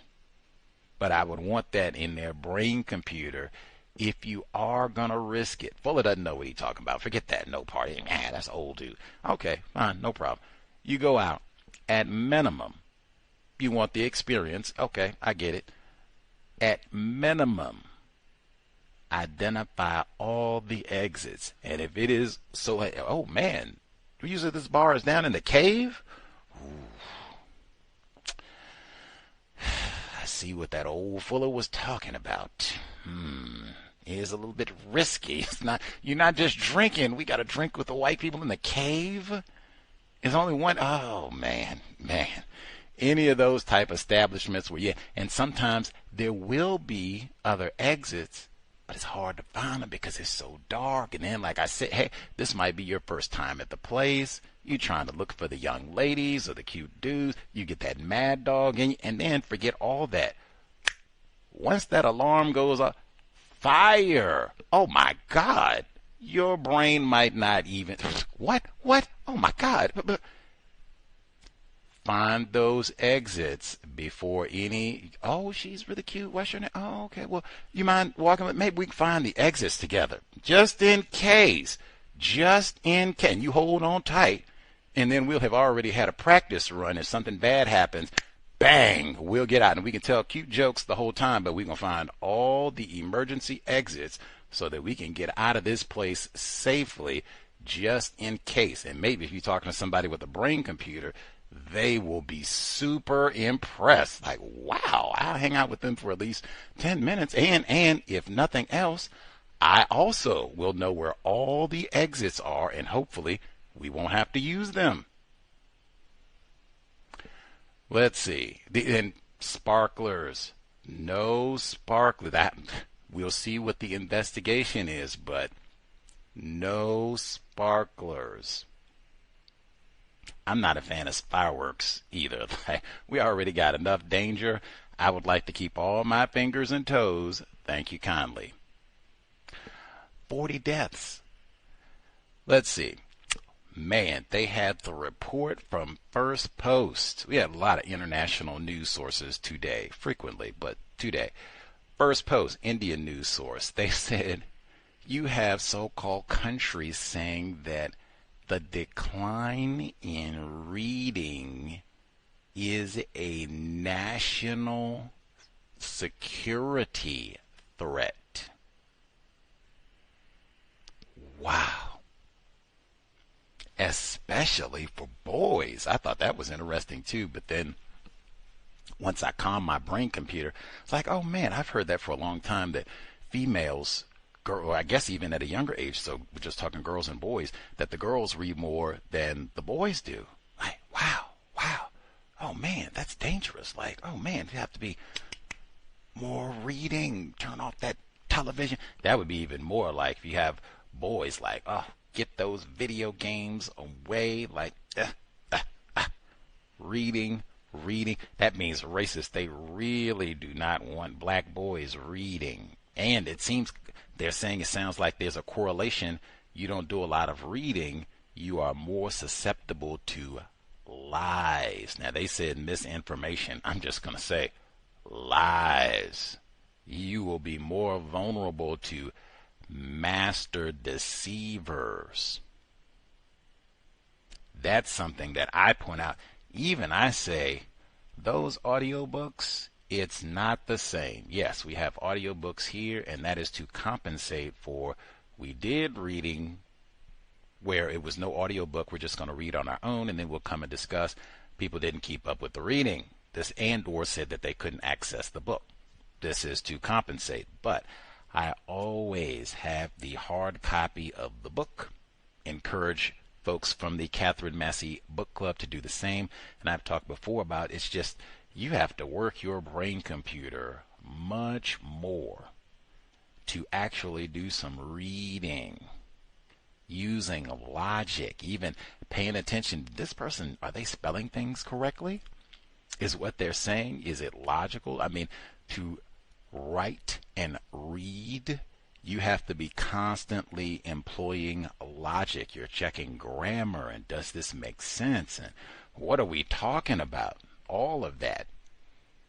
You can be a lot more passive if it's just audio and, they're just talking to you and blah, blah, blah. I'm just kind of checking in, checking out. Like, man, you give your brain computer a much more vigorous workout doing some reading. That's what Dr. Welsing said. We need more scientists doing some reading, especially if that's going to help us. Maybe if that will help us, if I'm processing what they told us, maybe the more you read, you work your brain computer, you'll be more adept at combating deception. We need more of that amongst non-white people. More reading, nonfiction. Now, follow that. Now, once again, I say I continue to play Mr. Thomas in New York, Victim of Racism, where he talked about these green energy initiatives. Said by 2025 it's going to be really bad, and these wind and solar, it's going to be awful, and we're going to have more of these outages. I've been saying, it's 2 weeks in a row now, I've said, hey man, we're going the opposite direction. President Trump, at least, totally opposite direction. Shutting down those wind turbine projects, said they're almost complete. And he said the same thing. It's a security threat. He said the same thing as not reading. This is a security threat. We got to shut them down. You're going to hide the drones and all of that. Got to get rid of that. And then reviving the coal industry. They're talking about the threat of black lung. Now, I do understand that that's a medical condition and all of that. And I mean, the coal is black, as I understand it. Don't they put that in your stocking sill? I know I got about a bed mattress full of coal, but I think it's still black. That said, man, that don't seem like I don't think coal counts as no green energy. Is that a green energy source? I don't think so. I thought they were trying to get rid of that and get the wind and the solar and the high. Trump, we're not doing that. Cesspoolian. They even said, seemed like they rolling back the protections of the good white people in Appalachia who do the coal mining. Cesspoolians. Dr. Kamal Khan, in addition to coining that term to talk about how they totally destroy, poison the whole planet, he was a big proponent not being out late. Once it's dark, you should in fact be thinking about heading to bed. Sleeping correctly, Fuller said that too. Oh my gosh. The segment with Carla Martin. I think that is a white woman. Now, I don't know what happened in my brain computer. I think when I heard the segment and they said that Carla Martin is a professor of African and African American studies at Harvard, I think something in my brain computer might have said, oh, okay, this is a black person. Even when I hadn't seen her, hadn't heard her. This is my first time even knowing of such a person, Carla Martin. I went and looked. Whoa. This is a white person. Now, I could be, you get your Nicolás Maduro on me. I do make errors. I might be wrong, but hey, she looks a lot more pale than Obama, like way more pale. I say she looks more pale than President Trump. So I suspect Carla Martin, racist suspect, professor of African American Studies, Harvard University, and the founder, executive director of the Fine Cacao and Chocolate Institute, FCCI. That's the Fine Cacao and Chocolate Institute. Wow. Dr. Welsing, I would have sent that to her if she were still with us. Made sure she got the transcript. She would have had that at the Welsing Institute. I could have started, in fact, I was going to preface that with Dr. Welsing talking about from the final Welsing Institute lecture she conducted before her passing, where she asked her students in attendance, what are the most expensive foods? Chocolate, of course, on the list. Caviar, of course. All these dark foods. Coffee. And I thought about it, because she's talked about the significance of chocolate a number of times. No. Neely Fuller said, I don't even pick a representative, a symbol, avatar, if you will, for system of white supremacy racism in the form of one person. But if you're going to press me on it, Jeff Dahmer. And he said all of it, and it goes specifically with the chocolate factory out there churning chocolate all day long and all night long. Could have even put Delectable Negro right there. Beautiful, but nope.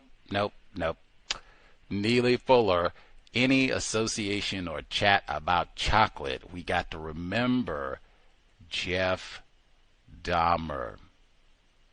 I think they say he closed the chocolate factory down in Milwaukee where he worked at because he said, oh my God, did he put the dead people in the chocolate? Oh, he can't. I might be in error. I want to make sure I double check, make sure my memory is not bad, but I think that did happen. That chocolate factory went out of business as a result of old Jay Dahmer, Brother Jeff. Anywho, the whole history of chocolate seemed like it was tied to the system of white supremacy racism. You had non-white people, this pre-colonial era prior to the white people, and they had talked about the significance, and they used this product. Seemed like it might have had some medicinal uses. They said they used it in some of their spiritual rituals and all the rest of it. Grand. I didn't hear no chocolate bars, but okay, grand. White people come along, everything changes. They even said they made slaves out of the Spanish white people, so-called. That's maybe Mark Rubio's aunts and uncles, maybe. But they said they made slaves out of them and said, you gonna grow us cacao beans as tribute. What? Really, it reminded me, we had Henry in Chicago. He said he and his wife they went to the Smithsonian, the exhibit African American history and all, and they saw the project that they had about sugar cane. And all the same thing, basically. And they mentioned the sugar cane. They mentioned the sugar cane right there. And they did the little juxtaposition. Said, oh, my God, the sugar cane, that's brutal. And they would just kill all the niggers in Jamaica and Brazil, all the other. Oh, my God, they run through niggers down there. They said, now, chocolate, it's not quite as backbreaking. Now, you go through some niggers, but not so brutal. That's, I guess if you got niggers and you work on the chocolate, they call it the chocolate orchard. You work on the chocolate plantation, I guess they threaten you. They said, look here, Leroy, you better behave or else we're going to ship you off to the sugar cane. Oh, God, I'm going to be better. I'm going to get the chocolate. It reminded me of Henry in Chicago. He said after his wife learned all this, he said, I ain't going to do no more sugar. Wow. I ain't going to do no more sugar. I'm good. Maybe I'll lose a few pounds, get better dental checkups. I ain't going to do no more sugar. That would pretty much be the same thing for chocolate. I think, like, woo, I love Snickers, but wow, if that's pretty, and then by the time you get to the end of all that, and even they said they do the same thing. White people, master deceivers. They say they just cover up and lie about all this destruction of black people to get all this chocolate that seemed like for rich white people, which they still kind of have, right? Godiva. But if that's what it is, dang, how did we end up, she said, with the Willy Wonkification of chocolate? Will we just think some goofy white man in a factory makes all the candy? Like, wow. And I guess if you don't read, you will think, yes, Willy Wonka makes all of the chocolate in the world in a factory with Oompa Loompas. even Justice and I, we watched that, and I said, oh man, look at the Oompa Loompas. What does this look like? She said, oh man, they look like, is there some sleeves? I said, yes, the Oompa Loompas. They pay the tributes to Willy Wonka and the end. And then all white children get the golden tickets. Lies. They just lie and lie and lie about everything. Let's see. And then turn around and call lies fudge. But I sure enough, even it was 2 points here where I said, man, anyone say it's a historic week and everything going on in Venezuela, and you wasted more than 5 minutes on a segment talking about chocolate. What kind of ignorant fool are you? I said, well, I mean, Carla Martin, she's at Harvard. She teaches African and African American studies and created the Fun, Cacao, and Chocolate Institute. She teaches at Harvard, and she thinks studying chocolate is important. Dr. Welsing did too. Apparently, so did Jeff Dahmer. I think I can rest easy on that one now. Remember, Carla Martin, I'll get them their website. Dr. Welsing, boom, Jeff Dahmer. Nothing else to say. Study chocolate too. Connected to white supremacy, racism, global system, even with the chocolate. Let's see. The Somali centers in Minnesota. 2 times for Dr. Welsing, because that is white genetic annihilation. They have all those Somali non-white people in Minnesota. Minnesota nice. Is this Minnesota nice, what they say? They have them there because white genetic annihilation. We don't have enough white people.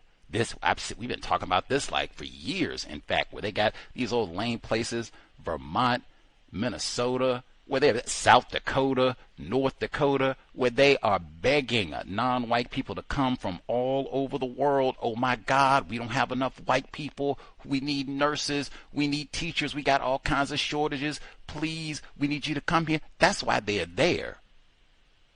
You're going to get them over there and then come out with all this from some white dude on YouTube. Anybody can start a YouTube channel. Some racist suspect on YouTube comes out and says, oh man, the Somali Negroes are committing fraud. And that's 1 million people. The president hop on this, all just on one white person on YouTube. What does it mean to be white? And don't know white people commit fraud? Like, I remember COVID-19. The Paycheck Protection Program, I remember that. It was a whole lot of white people who were looting out of this world. They let most of those people go. They didn't even prosecute them, man. The Lakers got $1 billion from the program. Now, they say they gave it back. But, I mean, really. Anyway, and in result, or the result, or even one of the results of all of this, oh my God, the Somali niggers are stealing all this money and we're going to shut off welfare funds. I might even pause and say, is this another one? White people don't care about children. Any excuse to not fund. You've had people, I don't even have children, but I know parents have been talking for a long time. Child care is expensive.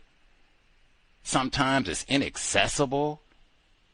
And now you're going to withhold funds and all this over something that might not even be a proven evidence-based allegation. Anywho, then this is another one, just like I said with Maduro. It's hard for me to see this happening if these had been, I don't know, Ukrainian daycare centers in Minnesota,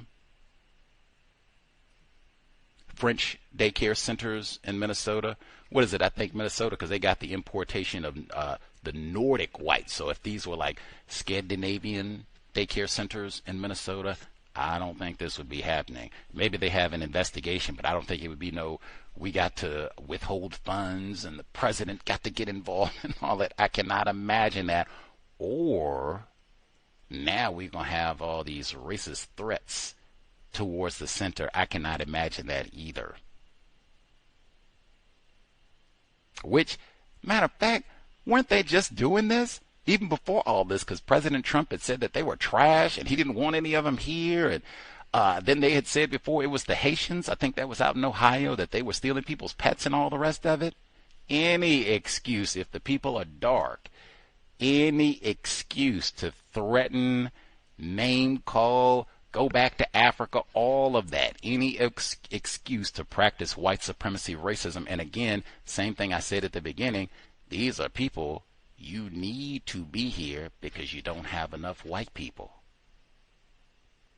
Send them back to Africa. Okay, you just be begging for non-white people from someplace else. You want the Afghanistan dark people to come over and then wait 2 days, get mad at them, send them back? Probably be lots more incidents like this as we continue. If white genetic annihilation is true, and there really is, oh man, white people sensing that it's not enough white people. It's not enough white people. Let's see. They had the segment on Jada Berry is at school at the Christian Academy, and she's being terrorized with racist jokes. I had to pause several times, like, is this like a Christian school? And then they said, oh, they got the Bible teacher. It's like, oh, okay, it's a Christian school. Like, wow, religion of white supremacy. And she said that she had endured their racist jokes for years, and she concluded, hey, that's just how the world is, which is true. It is true. We had Dr. Raul Perez on the program, and I mean his book, The Ways of White Jokes. And we've had a number of folks who we've talked about these racist jokes for years, so I mean, to a certain degree, that is very true. That is the way of the world under the system of white supremacy racism. However, that is not just, and especially not for a school environment. And I think they said in the segment that it was in the handbook, like, oh no, racist jokes are not acceptable at Christian Academy. I would think, what would Jesus do? He ain't supposed to tell racist jokes, is he? I don't know. We did have that book, Is God a White Racist? I was kind of thinking that in my mind, but I said, ew, that's kind of cruel to drop that on a child. So we just forget that, save that when she's way older. But man, they said they were telling all the racist jokes and didn't do nothing about it, and you're supposed to get Saturday school. That's what they said. You get in trouble and you did something racist, punish, man, don't think you're going to be out there having frolicking with your friends and you're going to come in here. I guess you don't do erasers no more, right? That's antiquated. So I don't know. You take out the trash, something. We'll figure out something for you. You do your homework or something. You come in here and think about what you did. Racist jokes, insulting your classmates. So there you go. But you're supposed to have Saturday school. Didn't happen. What does it mean to be white? Now, I thought this segment was important, not just, hey, is this like a private school where you got to pay all this money to go and be terrorized and they don't do nothing about it? Wow. And Jada Berry said, I had suicidal thoughts. I internalized all this. I asked, man, God, why did you make me dark like this? And I think this is another one of those where she might have, because they say she stayed with her aunt and uncle. They might be white. Oh, my God. They said, here's one of the worst statements that I heard. They said that the faculty were making racist jokes and racist statements as well. Duh. That's why nobody got punished. Nobody got Saturday school or anything else. But she said, this was the aunt. She said, Jada, she's not, or she's struggling with the color of her skin. Oh my God.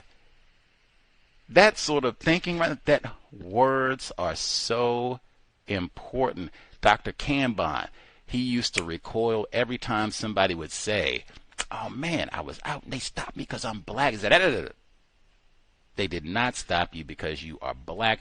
They stopped you because they are racist. That stops all of that. Exactly what she said. It's something wrong with me. And man, God, why did you make me black? Oh, it's terrible. I want to be a white person. That is not what this is at all. Jada Berry and Gus T. Renegade and every person in the known universe who is classified is not white is struggling with the system of white supremacy. And really, if you really, for aunt and uncle who I suspect are white, Jada, Gus T., non-white people, we are struggling with white people. That is the truth of the matter. Not she's struggling with her skin. Like, oh my God, I could have died for a child. Yep, that's the problem. I'm struggling with my skin. Oh, what I'm going to do with my skin. That's what you think as a child? That's the problem?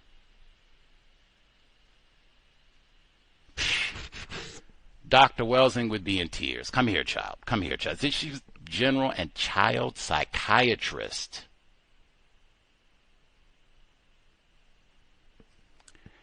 Let's see.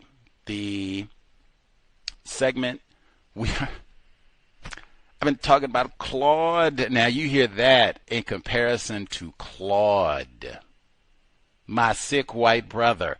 They are not going to have no celebration of life for Gus T.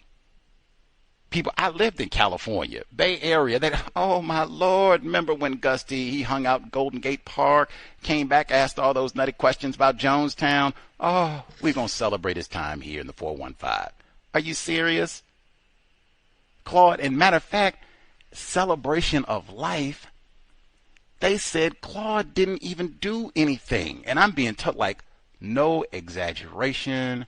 No, I'm not pulling your leg. They said Claude the Albino Alligator, he barely moved.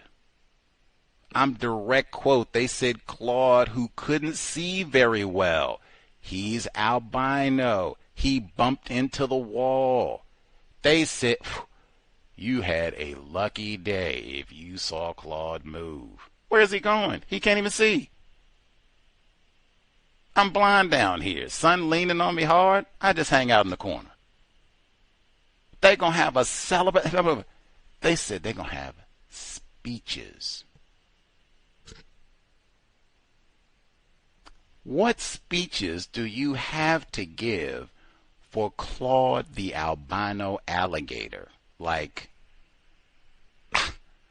I am amazed. Like, I am flabbergasted. I'm going to have to tune in.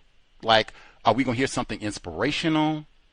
He motivated me. I lost weight. I don't need the Ozempic anymore. I would come in and see Claude and get my mind right, go out and run the marathon, eat correctly, take care. Like, what are they going to say? Claude inspired me to learn about science. I know all about albino animals and such now. You would have to break it down. Like, I am so mad at myself. Like, I was in San Francisco last year. I would have gone to see Claude. I would have taken pictures. I would have given a report. Like, are you kidding? I had a full schedule for sure. I would have mandated just 30 minutes. 30 minutes. San Francisco is not that big. Like, just give me 30 minutes to go see Claude. I will regret that for, I don't know how long I'm going to get to live, but man, that's going to be on my list of regrets for a minute. But I'm sure enough going to tune in to see when they have that man, it's black people that have lived in San Francisco and the Bay, not many, but it's black people that live there. Did they get a celebration of life? Matter of fact, the other reptiles, they can't be the only, like, critter that they got at the California Academy of Sciences at their museum. Claude can't be the only critter. When any of their other little, whatever else they got passes on, did they get all of this? We got to name a street after them, and Nancy Pelosi and all these other prominent politicians got to chime in. Oh, we miss Claude. She said people from all over the world have just been writing in and their condolences and memories, and it's just been overwhelming. He touched them. Man, and this is another one. Now, Gus, you are being a total fool. We had serious things happen, man. President Trump is bombing folks in Nigeria, black people, bombing non-white people in Venezuela, South America. Historic day. They said, and you wasting that time talking about chocolate, and you're going to come back and waste our time talking about some pale alligator who's already dead. Make some shoes out of him, move forward. I say, wait a minute. I told you with the chocolate. Now, that was Carla Martin, Fine Cacao and Chocolate Institute, Harvard. That was the California Academy of Sciences. Have you been to your local Academy of Sciences? Dr. Welsing thought albinism was important, related to racism, white supremacy. White people cannot stop talking about Claude. I told you, I found out about this reading the LA Times. Claude passed away in San Francisco. They're not even close. Why do white people think this is so important? They got to celebrate Claude. We're going to keep an eye out for this. We got folks in San Francisco specifically. Man, counter-racist field trip. Go to the Claude celebration of life, man. If you got a new phone for Christmas, man, take footage. You could do some interviews, like ask them, did you get to go see Claude? Like, what was so important? Whatever questions you can think of. You could even take Dr. Welsing, see what she got to say about albinism, and take it and just get them to read that. Oh, my God. Go to the thing, man. If I lived down there, I would be at the celebration of life. Venezuela, we heard Jim Jones before, and I said the whole time as we were reading about Jonestown, 15 miles, he reminded us, Port Kaituma, 15 miles from the Venezuela border. And I think one of Michael Mayer's premises in that book was Jonestown, a CIA medical experiment, was that this is a valuable chunk of property. It's close to Venezuela. And he kept saying then, man, they got the oil reserves. Man, they got major scientists saying next century, if you don't have any oil, you're going to starve. I thought that's delectable Negro too, kind of. But Trump mentioned that the first thing today. We're going to get that oil. We're going to run the country. First thing he said, that's why I said, like, wow, Nicolás Maduro is not white. I could not imagine this happening to, if the president of Venezuela is white, Nicolás Maduro was a white man, I could not imagine this happening. Like, anyway, anyhow, other white people would not allow this. It would not be, importantly, you heard that was the BBC and France 24, foreign news sources. That's why they were saying that the things Trump was saying was this was kind of for domestic show and domestic policy type of a thing, but this is clear violation of international law and all that. Who cares? That's what I was thinking the whole time. Like, white people do not follow laws. It would have to be another white person to come and say, oh, no, you don't do that. Release him right now. You don't have authority to do that. Release him right now. We'll give you a good, what for? What white person is going to do that? They told France 24, they said it right in the segment. European Union, you have anything to say? No. Nothing forceful. Said we'll have to wait and see. Maybe some of the white people in the UK, maybe they'll have something to say. Maybe white president of France, Macron, maybe he'll have something to say, and something forceful. That's it. I didn't hear nothing about we gonna put some sanctions and you gonna get in trouble, boy. You wait till Monday. Business hours open. I get over my New Year's Eve hangover, boy. Trump is gonna get it, man. Who do these Yankees think they are? I didn't hear none of that. What I heard was that D word, dominance. We do what we want, white people. Do what, and particularly, I think Maduro is non-white. I think they would even sound a lot more forceful. This is totally unacceptable if Nicolás Maduro was a white person. It would not just be like, oh man, they shouldn't have done that, and we haven't seen this sort of violent aggression from U.S. bombing South American over it. No, it would not be that. It would be much more, this is not acceptable, and we're going to be taking actions to put a stop to this right now. You might do this to some other white people. I could be totally in error if there are any folks, because I said before I was kind of confused about Nicolás Maduro's racial classification, but I think I have a little bit more. This provided better understanding what Trump did over the past 24 hours. If there are any folks you think Nicolás Maduro is a white person, hey, I could be wrong. Let me know. The number 720-716-7300, the code 564-943 pound. Press star 61 if you would like to participate. Even if you don't think Nicolás Maduro is a white person, if you think this event is related, system of white supremacy, racism, I do think Maduro being non-white, massively important. Really, all of the people that I have seen, when they show, like Venezuela, and these are supposed to be people born in Venezuela, and they've shown some people who say they're upset and they hate Nicolás Maduro, and yeah, he's a narco-terrorist, and I'm glad.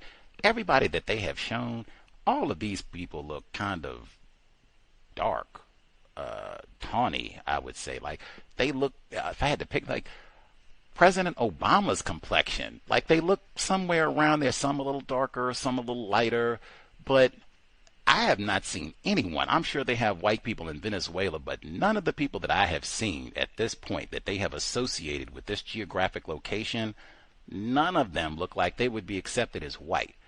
I've seen, like, Lula in Brazil, the president there, I think he's a white person. I've seen lots of people in Brazil that I think are white. That's right next door in South America. Same thing for Argentina. I've seen lots of people that are born native of that region of the world, Argentina.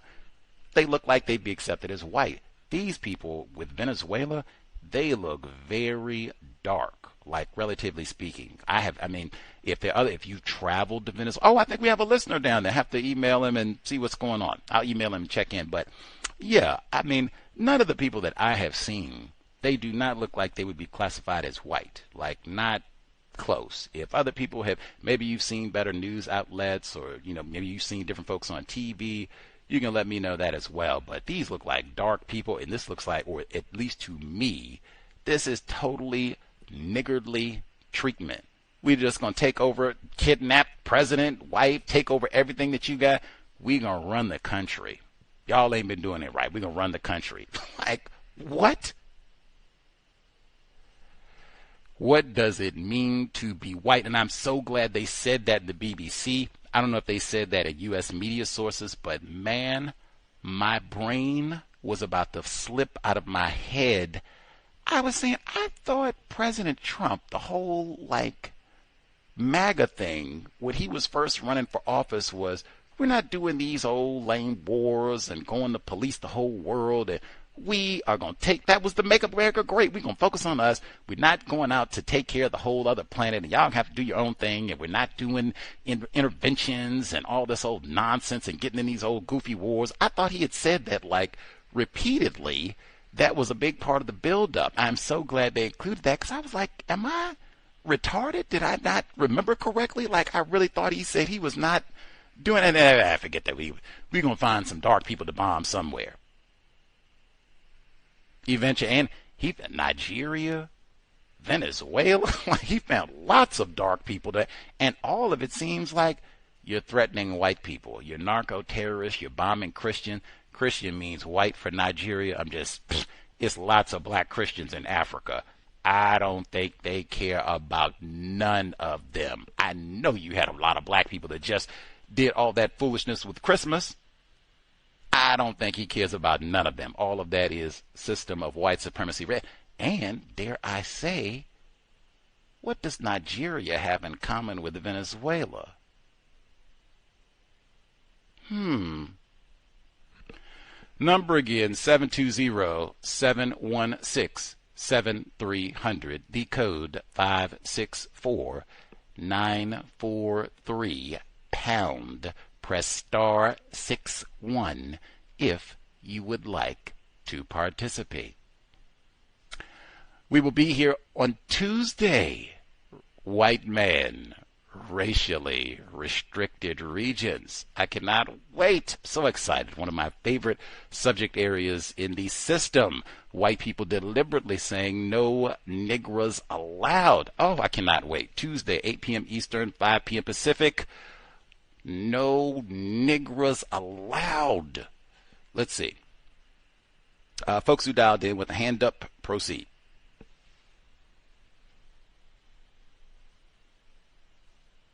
Greetings, everyone. Heard both of you. We'll get Go ahead, ma'am. Right on.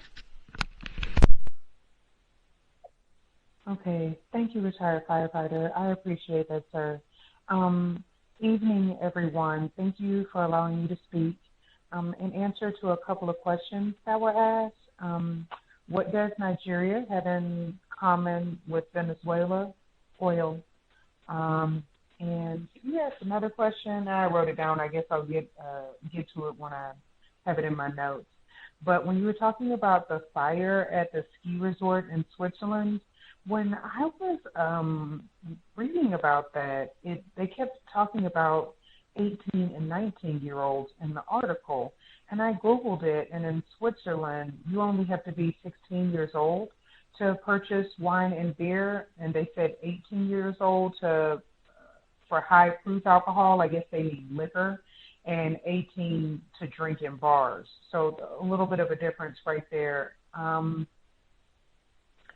The decline in reading, I think, is just a really big issue worldwide, and especially for non-white people, non-white black people in this part of the world. Just, we have not been encouraged to read by white people or really by other non-white people. So I think it's really important that we try to do that. When they were talking about the chocolate industry and the sugar plantations came up, and they said they were notoriously brutal. And after that, they said then the cocoa plantation, it became attractive as some elderly people and children could do that too. So they were figuring out ways to, effectively make everyone a slave. They didn't want children or old people to get out of work. When they were talking about the military strikes in Nigeria, And during the segment, they said Nicki Minaj was talking about that recently, and I didn't understand why they said that. Is that supposed to mean something? I don't know. I guess I just never thought of Nicki Minaj as an expert on ISIS or anything like that. Minnesota, they actually asked the question, when a few centers that serve white children commit fraud, do we decide every center that provides child care to white children is committing fraud? She answered the question, no. The January 6th attempted bomber arrest, alleged bomber arrest, all of the other people that committed crimes on January the 6th were pardoned. So, I don't know. I guess I was just wondering about if they were going to pardon this non-white male and if he deserved the same treatment as all of those other people. Albino Affairs, the lady said they had sweet memories of Claude. And I also thought it was very interesting that they're going to have a celebration of life for Claude. When they were talking about Venezuela, I noticed they were talking about the aircraft, and they named them. It was Chinooks and Apaches. Both of those are their names of groups of non-white people from this part of the world.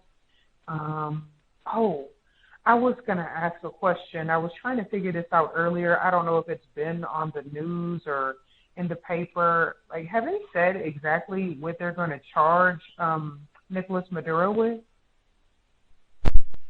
I saw terrorism in the reports earlier today because he had been calling him a narco-terrorist consistently. So I think that's one, terrorism, unless I misread. But I think I saw that several times.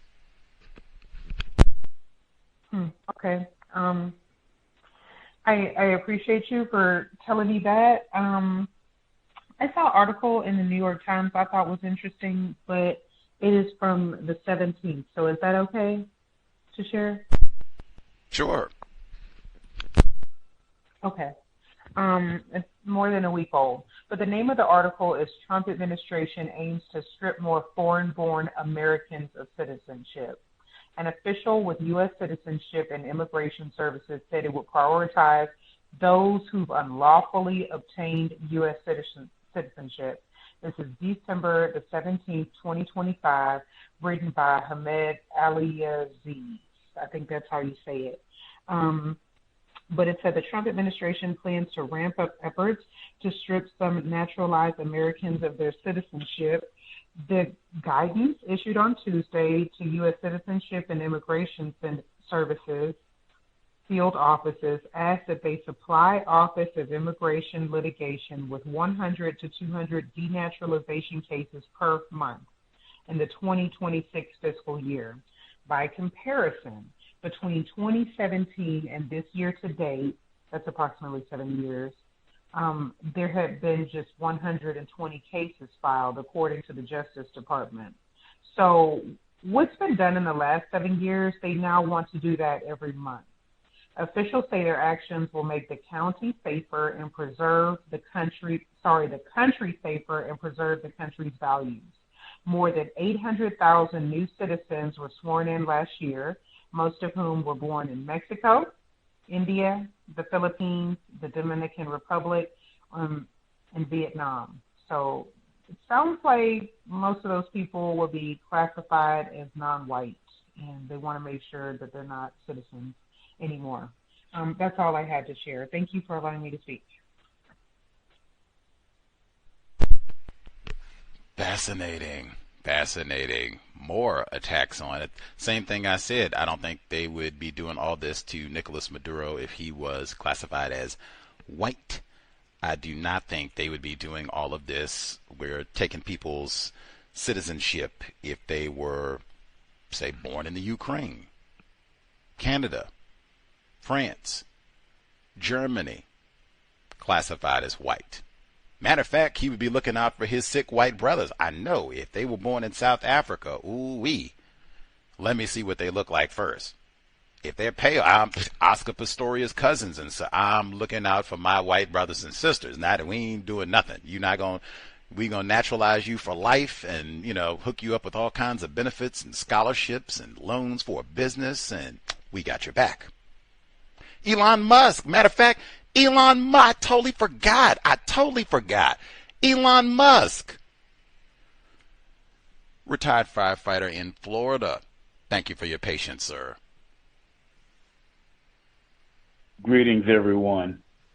I'm here to give you an honorary badge for your accuracy on safety when it comes to structures like nightclubs. You were quite accurate on the potential dangers, and safety measures. The first safety measure is don't go. But when I was younger, I didn't think about a lot of the things that I know now, and I actually have a fear factor because of the plentiful amount of dangerous situations that I found myself in over the years when I was on that job, and so it really deals with me mentally sometimes. But I would say my experiences with quote unquote nightclubs, that sort of thing, they're either below the regular surface or in an old building up on the third floor, and is only one or two staircases. Another thing about nightclubs is they don't have a whole lot of windows because the tradition is, the culture is to be in darkness, and so you're not going to have, it's not going to be a lot of windows involved. All of these things, when it comes to a catastrophe that can happen within a few minutes, you're going to have panic. You're going to have panic. The noise is already there because of the music and people chatting and whatnot, talking, yelling, screaming, or whatever, that sort of thing. You're not going to hear anybody, including someone who is giving directions. You're not going to even hear that. You cannot see at all. And for someone to bring sparklers into that environment, they need to be arrested. If they can find out, if they probably just didn't survive, but if they did survive and they could found out, then they should be arrested big time. Because that don't make any sense at all. But a lot of people really don't know this. No, they really don't know this information, take it for granted. And then, of course, on top of it, there's alcohol, in the place. And so now you got a situation where people are not going to be thinking logically anyway, for the most part. So it's just a huge disaster. There's a term that some people call a bottleneck type of situation, to whereas for some reason always the people who are close to the exit falls out or gets knocked unconscious or something, and they create a pile. A lot of times the club, especially on New Year's Eve or New Year's night or whatever, is going to have a whole lot of people in the place. The fire department is not going to be around there to count the number of people who are in that place for the most part in a lot of places. And so when there's something like that happens, that can happen very, very fast, and a disaster, the person that's at the door, the first person who may be a security, they may just leave and the door closes.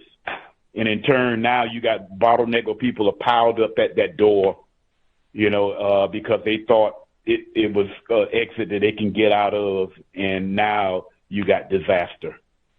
And so my only advice to anybody on something like that is don't go to nightclubs, don't go to clubs, at all.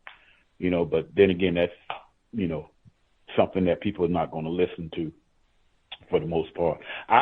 When you started talking about the head of state of Venezuela, I happened to I turned on the television to get a picture of him, and it reminded me. It looks like he has an afro. His hair is not straight like most white people's hair is. It's some helix in his hair, you know. So and what I think is the logic that you were describing about the situation kind of like helps to confirm on the reason why he is in custody in this part of the world. And last but not least, you know, with the news down here, it's a lot of people got killed down here, and for once again silly reasons.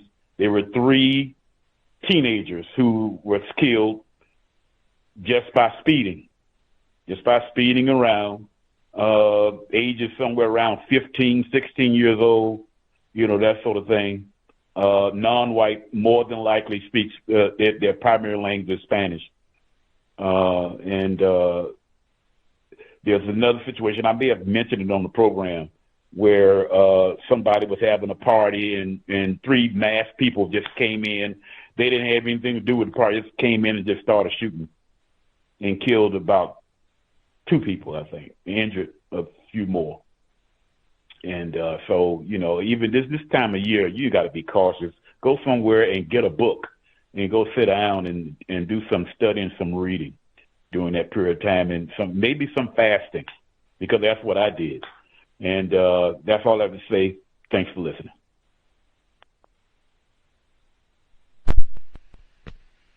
Much obliged, retired firefighter. Hey, that's right there with dry January. He said do some fasting, correct eating, something where you can be safe to begin 2026. The report that he was telling us about, the 3 teens down in South Florida, I'm reading from People magazine, 3 teens who were always together killed in crash. Their families found out after phone notification. 3 teenagers died after a crash in southern Florida just days before the new year. The crash occurred just before 7 p.m. local time on Sunday, December 29, in the 1600 block of North Federal Highway in Pompano Beach, according to a news release from Broward County Sheriff's Office. A preliminary investigation revealed that a 2014 white BMW M5 collided with a 2024 Acura Integra shortly after the Acura turned onto North Federal Highway and began traveling in the same direction as the BMW. The BMW first struck the center median's raised concrete curb before losing control of the vehicle and then hitting the Acura and sliding across the roadway, according to Broward County Sheriff's Office. The BMW proceeded to jump a curb on the west side of the roadway and crash into a Broward County Transit bus stop. Jesus. Man, somebody could have been sitting there. The bus stop, as well as a concrete light pole and tree. 3 teens who were in the BMW were transplanted to Broward Health North, where they were pronounced dead, according to the BCSO. The teens have since been identified. 18-year-old Richard Manuel Alcocer of Pompano Beach and 2 passengers, Miguel Montez, 16, and Ruben Baltazar, 15. Family members said they all attended Blanche Eli High School, although Richard graduated this past spring.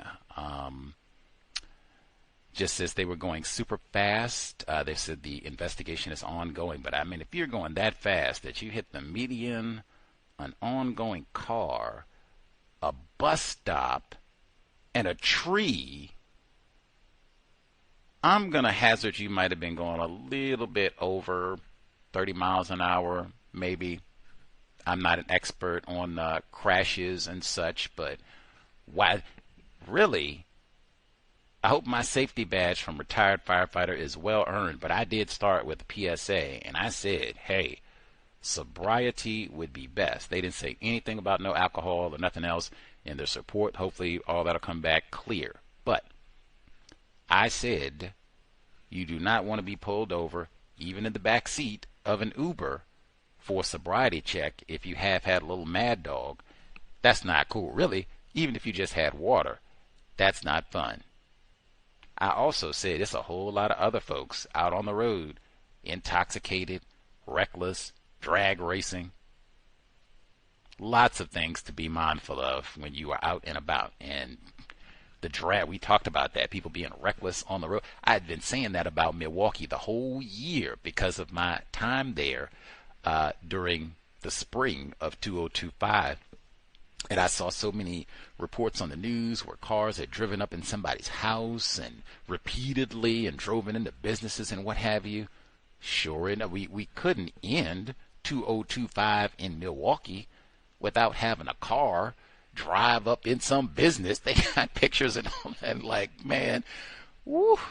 MKE, most dangerous place in the world. Sade C. Robinson. But yes, be safe. And I say that with young people, all these teens out, talk to young motorists. There are lots of hazards on the road. Try not to contribute to them yourself. And we are in a system of white supremacy, so race soldiers will be looking for you drag racing and being a hooligan on the road. Much obliged for sharing and kind of reminding us about those fire hazards at the night clubs. Retired firefighter. There are many reasons, Mr. Fuller said, no parties. Many reasons. Frankly, we don't know how to party. And I mean, that did happen in Switzerland. So again, I'll hazard that was probably a lot of white people. White people haven't shown the best evidence that they know how to party constructively either. That being said, man, I would be on alert because he said it can be such a chaotic experience in those nightclubs and his poor lighting and all of that. Identify the and even some of the. I used to work at a Negro comedy club. You had better hope that they follow the rules and regulations. What do you mean by that? Well, they're supposed to have limits. People like retired firefighter, they're supposed to come in and check and say, okay, the maximum occupancy for this here Negro juke joint is, I don't know, 100 people will say. Okay, you had better hope that your Negro juke joint, they only allow 100 people in. They have somebody up there at the front counting. Click, click. Oh, sorry, Leroy, we're at 100. Can't let nobody else in. Maybe they do this. Maybe they say we want to get all the money that we can. What's 150? What's 175? What's 175 is if something does happen, oh man, it was only supposed to be 100 people here max. Now it's 175. That chaos that he mentioned, now it's way worse because there's way too many people in here. Maybe you can get to the door. Maybe you got to elbow 15 black people to get, and that's why I said I thought of Chicago when I saw that in Switzerland. That's exactly what came to mind because something like that happened in Chicago. It wasn't the sprinklers per se or the light things, but a fire happened and they got stuck at the door. They couldn't get out and like 20 people died. That sort of thing. And they said that happens all the time exactly because of that sort of shiftlessness. Maybe they have enough exits at the club. Maybe the exits are properly identified. Maybe they limit the number of occupants so that you don't have a super congested area where you can barely move. That sort of thing. Maybe they don't. Then you throw a little Mad Dog 2020 into that whole mix, or whatever else, fentanyl and all the rest of it. You throw a little bit of that in there, and and even the noise. I forgot that was in the audio for the fire at the club in Switzerland. This is after the fire. 40 casualties, over 100 injuries, police, everybody else shows up on the scene, you could still hear the noise from the club. We can't even evacuate safely. We said bang, bang, bang, bang, bang. Get someplace quiet, safe. Do a little reading. Sleep correctly. Pay your respects to Claude. Celebration of life. Talk to your children about, Matt, you could pick. Talk to your children about that fire. They might want to go out. There was young people out in Switzerland. Talk to them about a whole lot of things. You could talk to them like Christian Academy, Jada Berry. Number again, 720-716-7300. The code 564943 pound. Press star 61 if you would like to participate. Lauren asked about the exact charges against Nicolás Maduro. NPR reads, the indictment unsealed in federal court in New York charges Maduro with narco-terrorism conspiracy, cocaine importation conspiracy, and weapons charges. That is official charges, federal court, New York indictment. So we'll see how all of that transpires. But matter of fact, the picture that I'm looking at now, to retired firefighters' point, like I can hold this one on my screen for a bit. As I said, he looks pretty dark. I definitely do not think would be accepted as white. And then I'm seeing his hair, full head of hair. Some may even say bushy. Pretty thick hair. I could see where some might say, that's kind of close. I think he said that's kind of close to an afro. Might be close enough that, yeah, you're going to have to get over there with Leroy. We're gonna have to treat you like the niggers. You're a little too dark. And then, like I said, I haven't seen anybody that I think would be accepted as white that when they show Venezuela and they say these are people, and sometimes, like I said, there'll be people saying, boo, we don't, or at least they'll allege that's what they're saying, like, boo, down with Maduro, we didn't like him anyway. They don't look like they'd be accepted as white either. I'm sure they have white people in Venezuela, would have to, but none of the folks that I've seen thus far. And to that point, when they included in that segment from France 24, appreciation to Dr. Welsing, she watched and read, consumed all kinds of news from all over the world. It'd be so many times I would call her at home and she would be watching like France 24 or BBC News, like something, but just put everything, that system of white supremacy, but global perspective. And they would always be talking about racism, as you heard in the report. But when they mentioned that Marco Rubio, this is one of his projects, Venezuela and Cuba is very dear to him personally. The press conference, I played the segment where President Trump said, we're going to run Venezuela, and they weren't even pumping oil correctly. We're going to take over and we're going to get that oil. Marco Rubio was standing right behind him. No accident at all. And if you get Marco Rubio and like put his picture up next to Nicolás Maduro, you will see exactly what I'm talking about. Like, oh my gosh. I think, now, I could be wrong here too, I think Marco Rubio is accepted as white. You have what a retired firefighter said, you have white people who speak Spanish. Bing, there you go. I do not think Nicolás Maduro speaks Spanish too. That's, I think, the first language for Venezuela. I think Espanol. I do not think this is a white person who speaks Spanish. I think this is just a victim of racism, non-white person. But I could be totally wrong. Folks can let me know if there are people who think Marco Rubio is not accepted as white. Let me know, and I could be very wrong. Like I said, I do make some errors on those racial classifications because white people do the classifying. Let's see. Anybody else? Other folks have commentary. We'll give about 5 minutes if they have additional thoughts, observations. Again, we'll be here on Tuesday. White guest, racially restricted regions. Super excited. They reveal so much about what it means to be classified as white. Again, if we have any folks in the San Francisco area, man, I will share. If I find out when they have the celebration of life, I would super appreciate it if you could go. If it's online, I guess, I'm saying you could go because you could ask questions. Like I said, you could take the section from the ISIS papers, read Dr. Welsing, what she had to say about albinism. What do you think about this? And what was your I mean, they came to talk about Claude the Albino Alligator.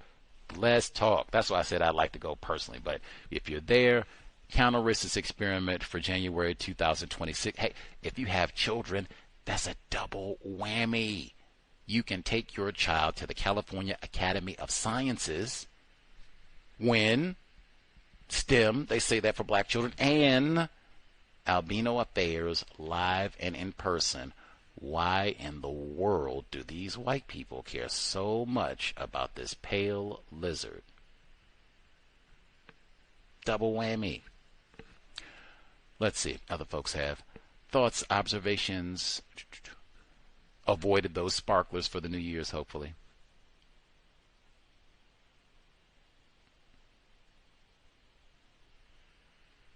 Give folks like 3 minutes, see if they are all good.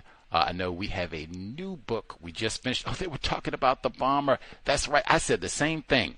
Mr. Cole, the black male who is accused of putting those pipe bombs in D.C. Hey, President Trump, stop wasting time. You can take 5 minutes away from Venezuela. You got one more J6 pardon. Rachel Powell, Rike Tario, everybody else got a pardon. Brian J. Cole, go on, get your pardon too, black brother. Pipe, they didn't even go off. They had all kinds of weapons and firearms, acted up, ice axes. Who cares about some dud pipe? And the book we just finished. I said the whole time, Betty Ann, these lame white people did the exact same thing. And some of them, they went on and became distinguished professors and became epidemiologists at Columbia University. They did way worse than Mr. Cole. Some of them, they let them go jump bail. They didn't even detain them. Pardon Mr. Cole like post haste. Black History Month arrives. He should not be detained. Like all of this should be done. Pardon. I'm walking out Shawshank Redemption, Andy Dufresne on Fast Forward. Metaphor. Reading more important than watching TV. Let's see. But new book will be picked. I will have made up my mind by Tuesday. That'll be the challenge, because that way when our guest comes on the program, that'll kind of, I can say, all right, new book, let people know in case they want to get the hard copy. You'll have a few days where you can nab it, library, whatever it is. They have so many of these books are available online and such. Even the hard copies are available online. So it is very not Orwellian or even Fahrenheit 451, very Alex Huxley, Brave New World, where people don't want to read in an environment where books are overflow us. I mean, they're all over the place. Really. Your phone, online, just, man, it has never been easier to access, and books from all over the world. It is so easy if they have books that are in another language, all of the technology and such that they have, that you could get that book, like the whole thing, and translated probably pretty well, at least. You know, it's always some things lost, but I mean, at a time like no other, hordes of people who do not read, and white people specifically designed this so that dark people, we do not read, don't want to read, they don't allow us to read, don't allow us to be in quiet environments to read. Dr. Welsing, she used to report that all the time, the noise at her residence. In fact, I forgot, they had a whole report this week. They were talking about the health impact of noise I thought it was so important I forgot. It was kind of lengthy, but it reminded me so much of Dr. Welsing, attempted counter-racist scientist, and she repeatedly talked about the impact of all that noise on her ability to think constructively, and even talking about how racists deliberately put non-white people in environments make sure the subway has to go by above ground subway so that all the non-white people that live there get a good dose of that noise all day long, trying to sleep and everything else. Make sure we put the garbage disposal facility right next to where they live at, so they hear all that noise, all of that, so that we never are quiet, focused, thinking. Man, we don't want that. Be loud, be loud, be loud. Anyway, we'll be here on Tuesday, 8 p.m. Eastern, 5 p.m. Pacific. If folks hear the archives and you know, if we have people who truthfully have concluded, I think Maduro might be accepted as white, let me know. Or Marco Rubio. If you think that is a white, or excuse me, if you think he is not white, because I think Marco Rubio is white. If you think Marco Rubio is not white, let me know. If you have evidence that, you know, white people, a number of them, they do not accept him as white, and bang, this is the evidence why I think that, let me know, because I do make errors with those racial classifications. White people make it kind of tricky because they do the classifying. But we'll be here Tuesday, 8 p.m. Eastern, 5 p.m. Pacific. Maybe I'll ask our white guest if he thinks Nicolás Maduro is white. Any hoodles, much obliged folks tuning in, hopefully worthy of your first Saturday evening of 2026. Invest if you think the C.O.W.S is constructive. Hit the blog racism-notes.blogspot.com. PayPal button in the top right corner. You can see the links below for PayPal, Cash App, and Venmo. You'll also see the link for the Amazon wish list. It is linked under Gus T. Renegade. Enormous gratitude to all of the investors who have nabbed an item or three over all of these years. Hopefully the C.O.W.S has been worthy of your time and energy. I will earn my safety badge. Sobriety would be best, especially if you are younger, non-white person, teens, as we just heard with retired firefighter in Florida, 20s. Race soldiers are looking for you to stuff into their greater confinement pens. Call it alligator Alcatraz or whatever else, but there is no need to be out. Oh, I got to ring in 2026 again. Fruitvale Station, didn't folks say that I didn't even enjoy that one, but hey, didn't folks say that was a good one? Michael B. Jordan, Ryan Coogler, Oscar Grant.